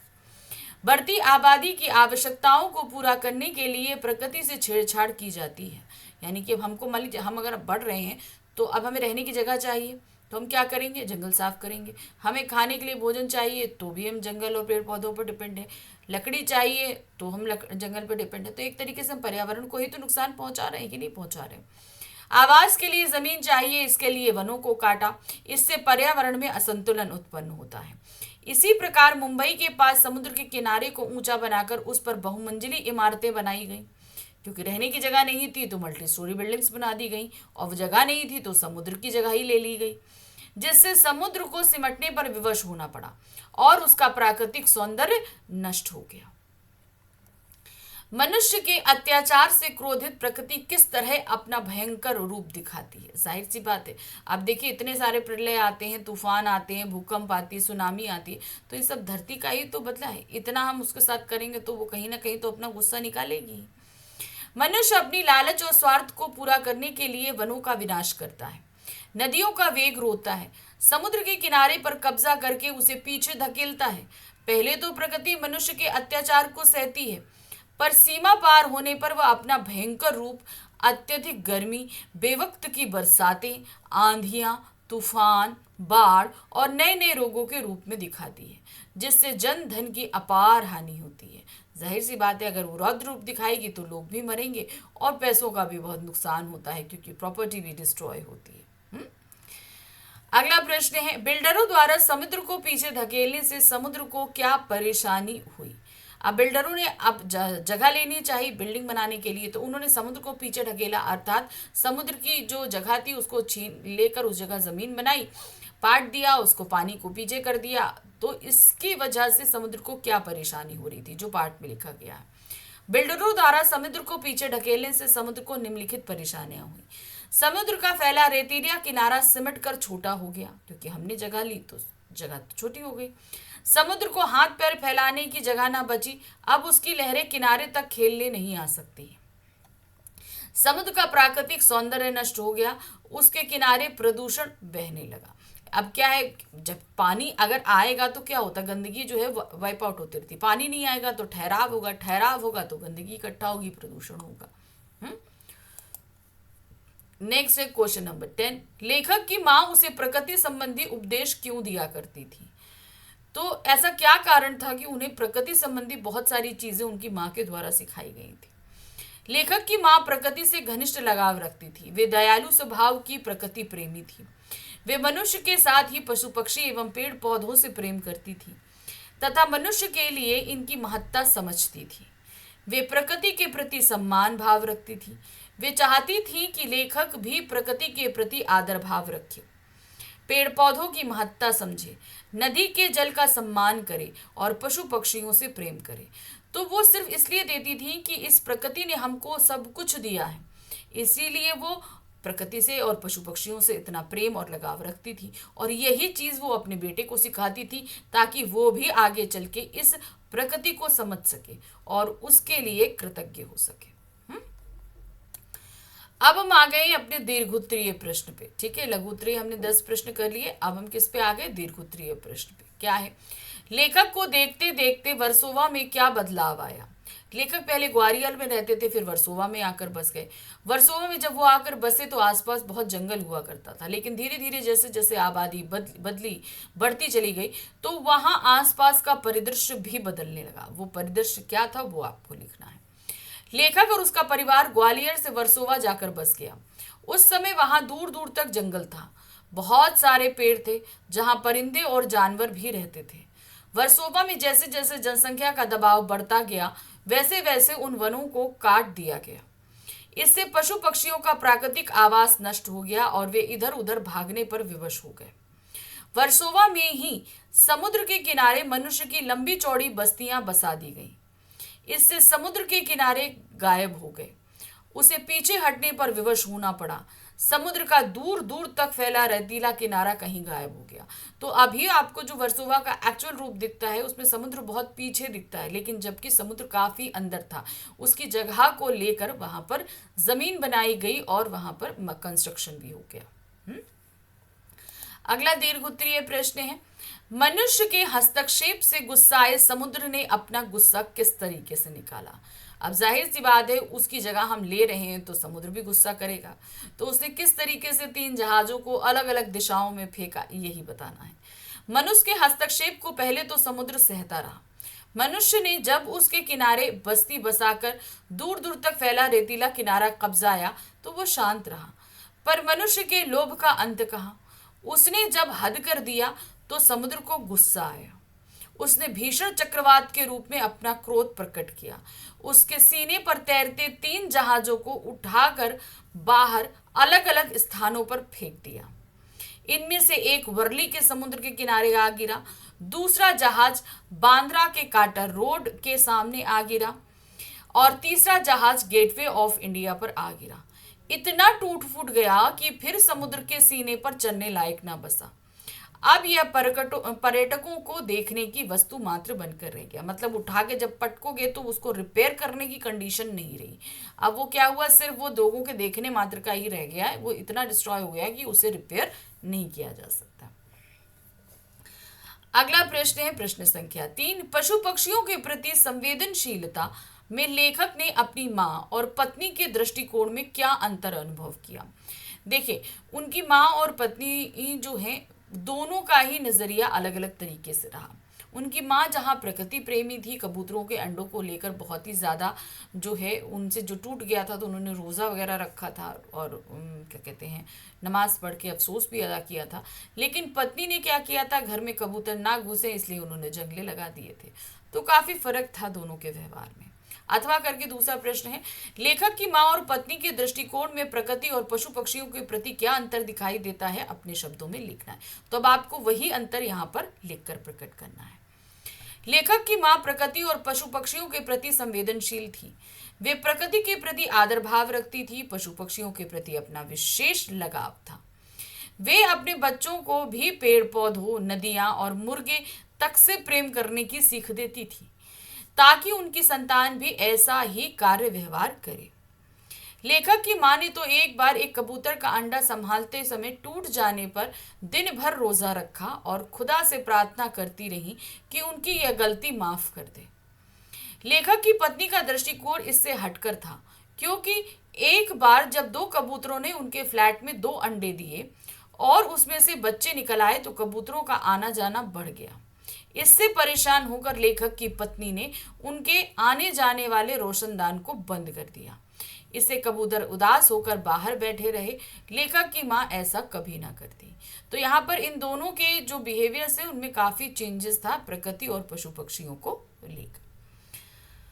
प्रश्न संख्या 4 है, अब कहा दूसरे के दुख में दुखी होने वाले पाठ का प्रतिपाद्य अपने शब्दों में लिखिए। अब इस पूरे पाठ में हमने जो चीजें समझी हैं उसे हमें कैसे करना है, शॉर्ट में करना है। अब कहा दूसरे के दुख में दुखी होने वाले नामक पाठ निदा फाजली द्वारा लिखा गया है। इस पाठ का प्रतिपाद्य है मनुष्य द्वारा प्रकृति के साथ निरंतर की जा रही छेड़छाड़ की ओर ध्यानाकर्षित करना, प्रकृति की क्रोध का परिणाम दर्शाना तथा प्रकृति के गुस्से का परिणाम बताते हुए प्रकृति इस सभी प्राणियों, पशु पक्षियों, समुद्र, पहाड़ तथा पेड़ों के प्रति सम्मान एवं आदर का भाव प्रकट करना। इतना ही नहीं, धरती पर अन्य जीवों की हिस्सेदारी समझाते हुए इसे केवल मनुष्य की ही जागीर ना समझना। ये समझाना कि ये प्रकृति हमारे लिए कितनी जरूरी है। ये पूरी धरती हम सभी रहने वालों में बराबर हिस्से में बांटी गई है। ये हमारा एकाधिकार सिर्फ नहीं है। लेखक ये बताना चाहता है कि मनुष्य नदी, समुद्र, पहाड़, पेड़ पौधों आदि को अपनी जागीर समझकर उनका मनचाहा उपयोग करता है। इससे प्राकृतिक असंतुलन पैदा होता है। इसके अलावा सभी जीव, चाहे मनुष्य हो या कुत्ता, उसी एक ईश्वर की रचनाएं हैं। हमें इनके साथ उदार व्यवहार करना चाहिए। तो हम किसी को बोलकर, देखकर छी बोलें, किसी को धुतकार दें, किसी का अपमान करें, ये गलत है। क्योंकि कोई कुछ भी हो, चाहे कुत्ता हो, कीड़ा हो, कुछ भी हो, उसे जन्म इस धरती पर देने वाले प्रभु हैं। उन्होंने अपने कर्मों के हिसाब से हमें उस योनि में भेजा है जो हमारे योग्य है। तो हमें उनका सम्मान करना चाहिए, उन्हें कभी भी इस तरीके से धुतकारना नहीं चाहिए। और जितने भी प्राकृतिक उपादान पे इन सभी पर हम सभी प्राणियों का अधिकार है, सिर्फ एक मनुष्य जाति का ही नहीं।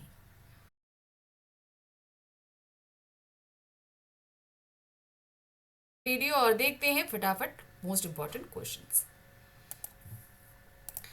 सबसे पहला प्रश्न आ रहा है, यहाँ पर ध्यान रखिए कि 2 तरह के प्रश्न हमने दिए हैं आपको, लघु उत्तरीय भी है और दीर्घ उत्तरीय भी है। तो पहले है लघु उत्तरीय प्रश्न, शुद्ध सोने का उपयोग कम किया जाता है क्यों? जो एकदम प्योर सोना होता है उसका प्रयोग कम किया जाता है, ऐसा क्यों होता है? शुद्ध सोना मिलावट रहित होता है, इसमें किसी अन्य धातु की मिलावट नहीं होती है। यह नरम, लचीला तथा कम कठोर होता है, यानी कि बहुत ही ज़्यादा सॉफ्ट होता है। उसे हम पहनेंगे ना या कुछ हम वेयर करेंगे तो वो तुरंत ही मुड़ जाएगा। इसमें चमक भी कम होती है। इसकी शुद्धता 24 कैरेट होती है तथा इसमें आभूषण नहीं बनाए जा सकते, क्योंकि अगर हमने आभूषण बनाया तो वो इतने जो है सॉफ्ट रहते हैं कि वो मुड़ सकते हैं, बेंड हो सकते हैं, इसलिए इनमें कुछ और धातु मिलाकर किया जाता है, क्योंकि प्योर सोने की जो माप होती है वो 24 कैरेट से की जाती है। फिर उसके बाद आप नीचे आओगे तो 22 कैरेट पे आ जाता है, 20 कैरेट पे आ जाता है। इस तरीके से नीचे नीचे जब उसमें मिलावट होती है तो इस तरीके से सोने की शुद्धता कम होती जाती है। नेक्स्ट क्वेश्चन है, गिन्नी के सोने का अधिक उपयोग क्यों किया जाता है? अब गिन्नी वाले सोने का क्यों किया जाता है?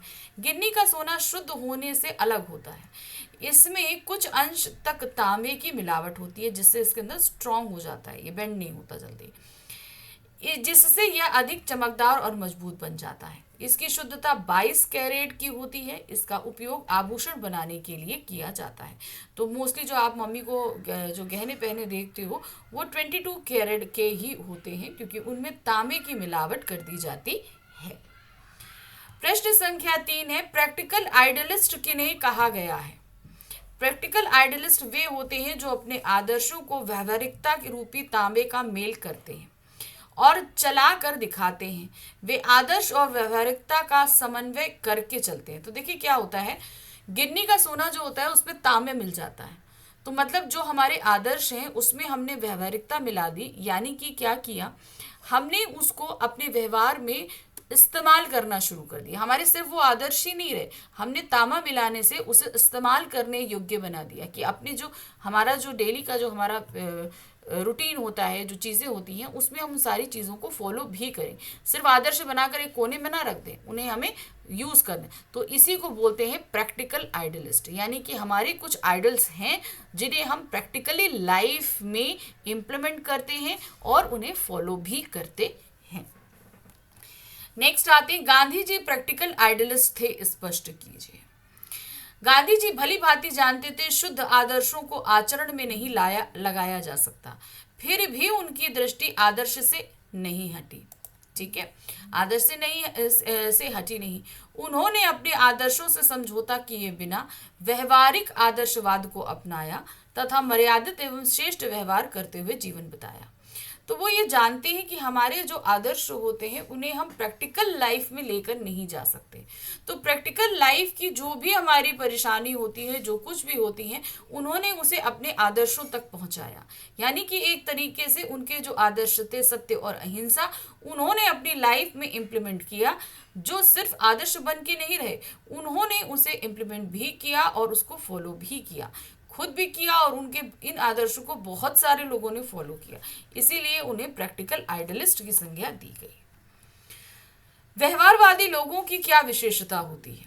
व्यवहारवादी लोग अपनी उन्नति और अपने लाभ हानि को अधिक महत्व देते हैं। ठीक है, यानी कि व्यवहारवादी लोग यानी कि जो प्रैक्टिकल होते हैं, हर चीज को सही गलत लाभ हानि में तोलते हैं कि हम ये काम करेंगे तो उससे हमें कितना लाभ होगा, हम करेंगे तो कितना नुकसान होगा। तो ये लोग होते हैं व्यवहारवादी, ठीक है, जिन्हें हम प्रैक्टिकल लोग कहते हैं। वे आदर्शों और मानवीय मूल्यों को महत्व नहीं देते हैं। यही नहीं, वे समाज के अन्य लोगों की उन्नति या कल्याण की चिंता भी नहीं करते हैं। अब जो जाहिर सी बात है प्रैक्टिकली है तो वो अपने लिए ही सोचेंगे, पूरे समाज के लिए क्यों सोचने की बात सोचने लगे वो। उनका व्यवहार लाभ हानि की गणना से प्रभावित होता है, यानी कि उनको लाभ होगा हानि होगा, वो उनका काम पहले यही होता है, फिर उसके बाद वो आगे किसी चीज पर रिएक्ट करते हैं। समाज के उत्थान में आदर्शवादियों का योगदान स्पष्ट कीजिए। हर समाज में कुछ शाश्वत मूल्य होते हैं, इनमें सत्य, त्याग, प्रेम, सहभागिता, परोपकार आदि प्रमुख हैं। आदर्शवादी लोग ही अपने व्यवहार द्वारा इन मूल्यों को बनाए रखते हैं और आने वाली पीढ़ी को हस्तांतरित कर जाते हैं, जिससे समाज में ये मूल्य बने रहते हैं। तो समझ में आया, वो लोग क्या करते हैं, इन सारे चीजों को अपनाते हैं और उनको हमारे अपने आगे आने वाली पीढ़ियों को सौंप कर जाते हैं। तो इसी से जो होता है, आदर्शवादी लोग समाज का उत्थान सिर्फ अपने लाइफ तक उन्होंने नहीं कर लिया, अब वो क्या करेंगे, जब उनके आगे आने वाली जो पीढ़ियां होंगी उसको भी ये सारी चीजें देंगे, ताकि समाज आगे जो है वो आदर्शवादी बना रहे।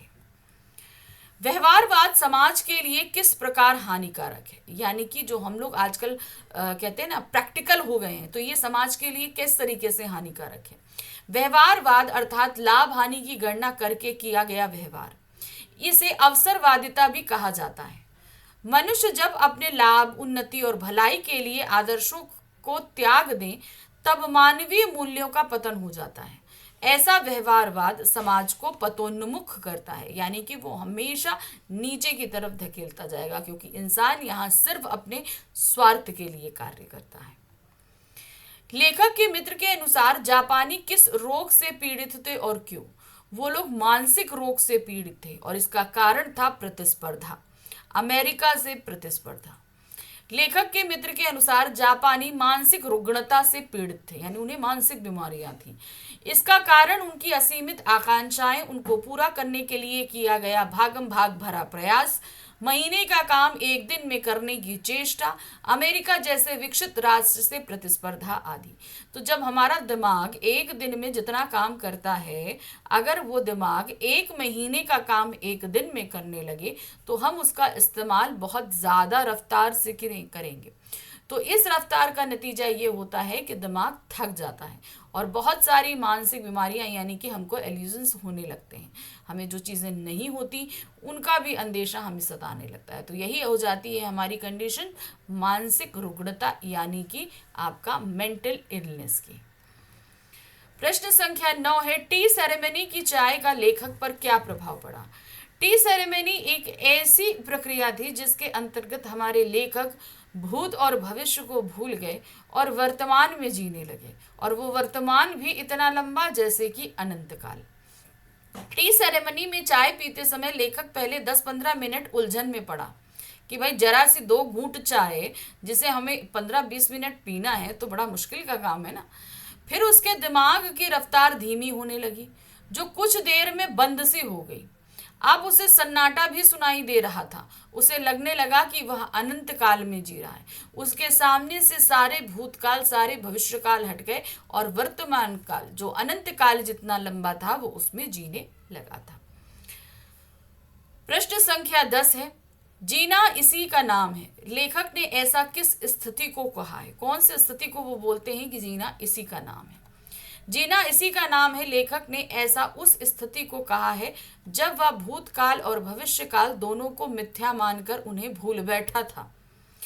उसके सामने जो वर्तमान था उसी को उसने सच मान लिया था। बात सही है, जो हमारे पास है वही तो सच है। टी सेरेमनी में चाय पीते पीते उसके दिमाग में दोनों काल उड़ गए और वह अनंत काल जितने विस्तृत वर्तमान में जीने लगा, और इसी जीने को उसने बोला जीना इसी का नाम। यहाँ पर हमारे लघुत्तरीय प्रश्न समाप्त हुए। अब हम आ गए हैं दीर्घोत्तरीय प्रश्नों पे, यानी कि लॉन्ग क्वेश्चंस पे। भारत में भी लोगों की जिंदगी की गतिशीलता में खूब वृद्धि हुई है। इसके कारण और परिणाम का उल्लेख झेन के देन पाठ के आधार पर करिए। मतलब हम लोगों की भी जो जिंदगी की रफ्तार है वो बहुत तेज हो गई है पहले के बनस्पत। आपको वही स्पष्ट करना है, इसके कारण क्या है और परिणाम क्या है। अत्यधिक सुख सुविधाएं पाने की लालसा, भौतिकवादी सोच और विकसित बनने की चाहत ने भारतीयों की जिंदगी की गतिशीलता में वृद्धि की है। भारत विकास के पत्र पर अग्रसर है। जाहिर सी बात है, हम विकास कर रहे हैं, विकासशील देशों में आते हैं। गांव हो या महानगर, प्रगति के लिए भागते दिख रहे हैं। विकसित देशों की भांति जीवन शैली अपनाने के लिए लोगों की जिंदगी में भागम भाग मची है। लोगों के पास अपनों के लिए भी समय नहीं बचा है। यहाँ के लोगों की स्थिति भी जापानियों जैसी हो रही है, जो चलने की जगह दौड़ रहे हैं, बोलने की जगह बक रहे हैं, और इससे भी कहीं 2 कदम आगे मनोरोगी होने लगे हैं। यानी कि एक होती है कंडीशन हमारे बोलने की, और एक होती है कि हम जल्दी के चक्कर में इतना स्पीड में बोलते हैं कि सामने वाले के लिए वो सिर्फ बकना होता है। ठीक है, उसे समझ में कोई बात नहीं आएगी तो वो क्या कहेगा, पता नहीं क्या बक रहे। हम चलने की जगह दौड़ रहे हैं, यानी कि हम हर चीज़ के लिए बस भाग रहे हैं। एक सुकून भरी लाइफ हमने कहीं खो दी है, सिर्फ इस आगे बढ़ने की चाह में। अगला प्रश्न है, झेन की देन पाठ से आपको क्या संदेश मिलता है? ये जो पाठ हमने पढ़ा, इससे हमें संदेश क्या मिलता है? झेन की देन पाठ हमें अत्यधिक व्यस्त जीवन शैली और उसके दुष्परिणामों से अवगत कराती है। यानी कि हम अगर बहुत फास्ट लाइफ जीते हैं, बहुत ज़्यादा फास्ट लाइफ अगर हम जी रहे हैं, तो उसके क्या यानी कि उसके क्या खामियां हैं, हमारे ऊपर क्या इसका बुरा असर पड़ेगा, ये समझाती है। पाठ में जापानियों की व्यस्त दिनचर्या से उत्पन्न मनोरोगों की चर्चा करते हुए वहां की टी सेरेमनी के माध्यम से मानसिक तनाव से मुक्त होने का संकेत करते हुए यह संदेश दिया गया है कि अधिक तनाव मनुष्य को पागल बना देता है। इससे बचने का उपाय है मन को शांत रखना, बीते दिनों और भविष्य की कल्पनाओं को भूलकर वर्तमान की वास्तविकता में जीना और वर्तमान का भरपूर आनंद लेना। इसके मन से चिंता, तनाव और अधिक काम की बोझिलता को हटाना आवश्यक है ताकि शांति और चैन से जीवन कटे। तो ये सारा संदेश मिलता है कि भाई हम आगे बढ़ तो रहे हैं लेकिन हमें भागना नहीं, चलना है। तो इस चलने में ही हमको आगे बढ़ना है, ये नहीं कि हम भागने लगे तो हम भी बहुत सारी बीमारियों से घिर जाएंगे। तो यहाँ पर खत्म हुआ ये पूरा।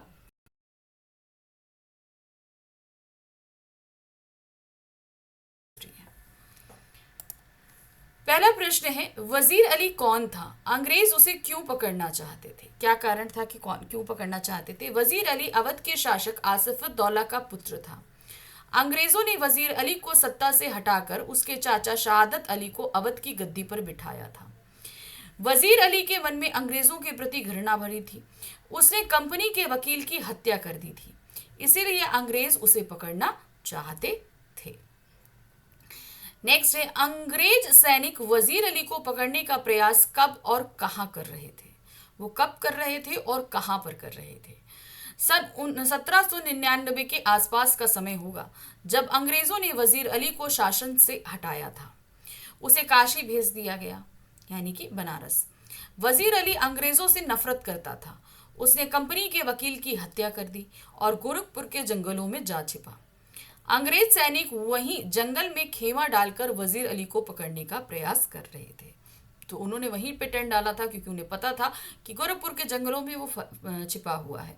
तो वहीं पर वो उन्होंने पूरा खेमा लगाया और डेली उसकी सर्च ऑपरेशन करते थे। तीसरा प्रश्न है, शाह जमा कौन था और उसे वजीर अली ने भारत आने के लिए क्यों आमंत्रित किया?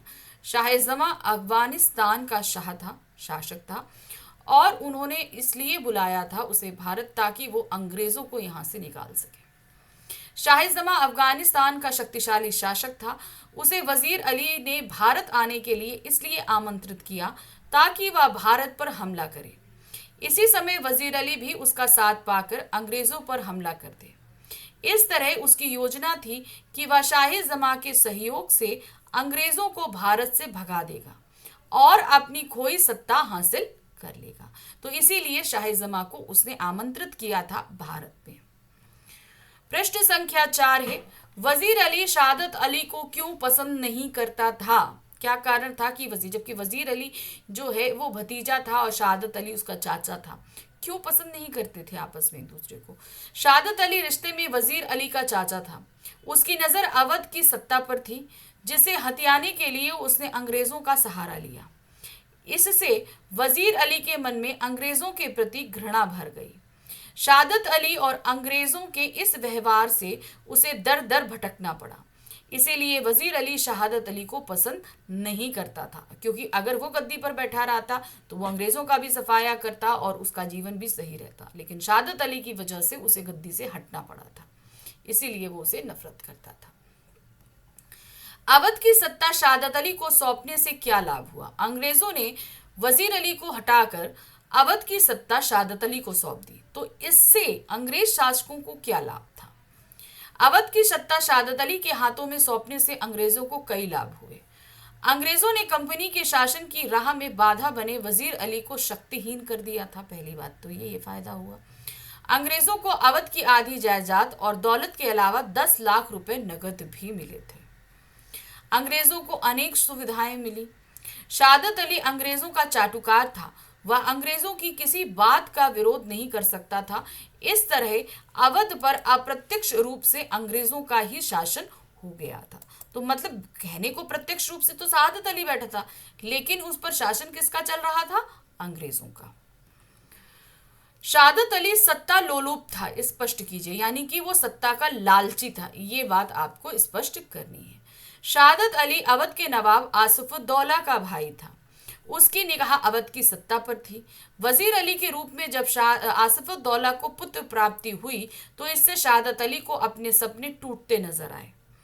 सत्ता पाने के लिए वह अंग्रेजों की चापलूसी करने लगा और उनसे हाथ मिलाकर अंग्रेजों ने वजीर अली को सत्ता से हटाकर उसे शासक बना दिया और वह अवध की जायदाद व संपत्ति को आधा आधा बांट लिया। तो यहाँ पर सत्ता पाने के लिए उसने अपने ही घर में भेदी को आमंत्रण दिया और अपनी सत्ता, अपनी पूरी प्रॉपर्टी का उसने बंटवारा कर दिया, सिर्फ इसलिए ताकि उसे सत्ता चाहिए थी। तो इससे पता चलता है कि वो जो है सत्ता का लालची था। वजीर अली ने गवर्नर जनरल से अपनी नाराजगी का बदला कैसे लिया? ठीक है, बदला वकील से कैसे लिया? तो वजीर अली जो है उसे पदच्युत करके कहाँ भेज दिया गया था? बनारस। अब अवध से उसको हटाया गया, बनारस भेजा गया और बार बार उसे कोलकाता आमंत्रित किया जा रहा था। तो इस बात से वो बहुत नाराज था और इसकी शिकायत करने के लिए वो बनारस में ही वकील के पास गया। अब वकील ने उसके साथ बदतमीजी की और उसकी बात को नहीं सुना। तो इससे वो पहले ही अंग्रेजों से खफा था और इस बात से और ज्यादा खफा होने पे उसने उस वकील की हत्या कर दी थी। वजीर अली एक देशभक्त और स्वाभिमानी शासक था। वह अंग्रेजों को पसंद नहीं करता था, पर जब से गवर्नर जनरल ने उससे सत्ता छीनकर शहादत अली को सौंपी थी तभी से गवर्नर जनरल से बेहद नाराज था। गवर्नर जनरल ने जब उसे काशी से कोलकाता बुलाया तो उसकी यह नाराजगी और भी बढ़ गई। मौका मिलते ही उसने इस नाराजगी का बदला वकील की हत्या करके लिया था। वजीर अली ने किस तरह कर्नल को मात दी? किस तरह कर्नल को मात दी थी? कर्नल के खेमे में आया था वो क्या लेने? कारतूस लेने, और कारतूस लेकर चला भी गया था। वजीर अली को पकड़ने के लिए कर्नल ने पूरे लाव लश्कर के साथ खेमा डाल रखा था। वह इसी अवसर में था कि कैसे भी वजीर अली को पकड़ा जाए, पर एक रात्रि स्वयं वजीर अली कर्नल के खेमे में आ गया और उससे 10 कारतूस ही नहीं लिया बल्कि कारतूस देने के बदले उसकी जान बख्शने की बात कहकर चला गया। इस तरह वजीर अली ने अपने साहस और चतुराई से कर्नल को मात दी। अब हम आगे दीर्घोत्तरीय प्रश्न पे, यानी कि हमारे लॉन्ग क्वेश्चंस पे। इसमें क्या है देखिए, भारतीय नवाबों ने अंग्रेजों से पीछा छुड़ाने के लिए विदेशी शासकों का सहारा लिया, इसमें वो कितना सफल रहे? पाठ के आलोक में स्पष्ट कीजिए। तो भारतीय अंग्रेजों से विदेशी शासकों, जैसे शाह नवाब अफगानिस्तान का जो शक्तिशाली शासक था उसको बुलाया गया था ना, वही चीज यहाँ पर पूछी गई है। भारतीय नवाबों को जब अंग्रेजों की कुटिल नीतियां समझ में आई तो उन्होंने अंग्रेजों का विरोध करना शुरू कर दिया, पर शायद तब तक बहुत देर हो चुकी थी। अंग्रेज फूट डालो और शासन करो की नीति अपनाते हुए संपूर्ण भारत पर शासन करने का हर संभव हथकंडा अपना रहे थे। भारतीय नवाब भी उनकी इन नीतियों का विरोध करते हुए उनसे युद्ध किया। इसमें सफलता ना मिलती देखकर उन्होंने अफगानिस्तान के शासक शाह जमा को भी भारत पर हमला करने के लिए आमंत्रित कर दिया। इस क्रम में टीपू सुल्तान ने सबसे पहले इस अफगान शासक को बुलावा भेजा। फिर बंगाल के नवाब शमशुद्दौला और अवध के नवाब वजीर अली ने शाह जमा को बुलावा भेजा। इस तरह के प्रयास से अंग्रेजों से पूछा छुड़ाने में असफल रहे। मतलब उन्होंने बुलाया तो, लेकिन वो सफल नहीं हो पाए। क्यों? क्योंकि शाह जमा यहाँ आ नहीं पाए, इसलिए उन्होंने कोशिश करी लेकिन वो सफल नहीं हो पाए अंग्रेजों से पीछा छुड़ाने में। दूसरा प्रश्न है, वजीर अली की चारित्रिक विशेषताओं का उल्लेख कारतूस पाठ के आधार पर करिए। तो अब इसके चरित्र का हमें एक एक पॉइंट अलग अलग हम इसको एक्सप्लेन करेंगे। देखिए, कारतूस पाठ से ज्ञात होता है कि वजीर अली अत्यंत साहसी, वीर, महत्वाकांक्षी और स्वाभिमानी शासक था। अवध की सत्ता छीनने के बाद उसके इन गुणों को स्पष्ट रूप से देखा जा सकता था। उसकी चारित्रिक विशेषताएं निम्नलिखित हैं। अब उसकी चारित्रिक विशेषताएं क्या है देखिए। पहला है, साहसी था वो। वजीर अली के साहस की जितनी भी प्रशंसा की जाए वो कम ही है। वह कर्नल के कैंप में घुसकर उससे कारतूस लाता है और वह कंपनी के वकील की हत्या पहले ही कर चुका था। ये उसके साहसी होने का प्रमाण है। दूसरा है, वो वीर है। वजीर अली इतना वीर है कि अवध की सत्ता छिनने के बाद भी अंग्रेजों को देश से खदेड़ने के लिए कटिबद्ध है। यानी कि उससे उसकी सारी ताकत संपत्ति छीन ली गई है, लेकिन तब भी वो प्रयासरत है कि किसी तरीके से अंग्रेजों को यहाँ से निकाल दे। महत्वाकांक्षी, वजीर अली महत्वाकांक्षी व्यक्ति है। वह अवध का शासक बनने की महत्वाकांक्षा सदा बनाए रखना चाहता है। यानी कि उसे सत्ता से हटाया गया है, लेकिन वो अभी भी अपनी सत्ता को वापस पाने का हर एक प्रयास कर रहा है। स्वाभिमानी। वजीर अली इतना बड़ा स्वाभिमानी है कि वह कंपनी के वकील की अपमानजनक बातों को सह नहीं पाता और उसकी हत्या कर देता है। भाई उसने बदतमीजी की थी तो इस तरीके से वो उसकी हत्या कर देता है। तो ये रही उसकी सभी चारित्रिक विशेषताएं। तीसरा प्रश्न है, कारतूस पाठ में निहित संदेश को स्पष्ट कीजिए। कारतूस नामक एकांकी के माध्यम से खोई आजादी की कीमत पहचानने, उसकी रक्षा करने का संदेश दिया गया है। पाठ के माध्यम से बताया गया है कि हम यदि समय रहते सचेत ना हुए तो हमें गुलाम होने से कोई भी नहीं बचा सकता। हमें देश प्रेम, देशभक्ति, साहस, त्याग जैसी मानवीय भावनाएं सदा प्रगाढ़ रखनी चाहिए। जिस तरह कुछ नवाबों ने अंत तक देश को आजाद कराने का प्रयास किया था, अंग्रेजों की दासता स्वीकार नहीं की, उसी प्रकार हमें भी किसी लोभ या स्वार्थ के वशीभूत हुए बिना आजादी बनाए रखनी है। तो हमारे पास ऐसे बहुत से मौके आते हैं जहां पर हम अपने देश के लिए कर सकते हैं, लेकिन हम वहां पर अपने स्वार्थ को सर्वोपरि कर देते हैं। तो ये पाठ हमें वही संदेश देता है कि हमें अपने स्वार्थ को किनारे रखकर हमें अपने देश के लिए कार्यरत रहना है। और इसी प्रश्न के साथ हमारे यहाँ पर पूरा पाठ समाप्त हुआ।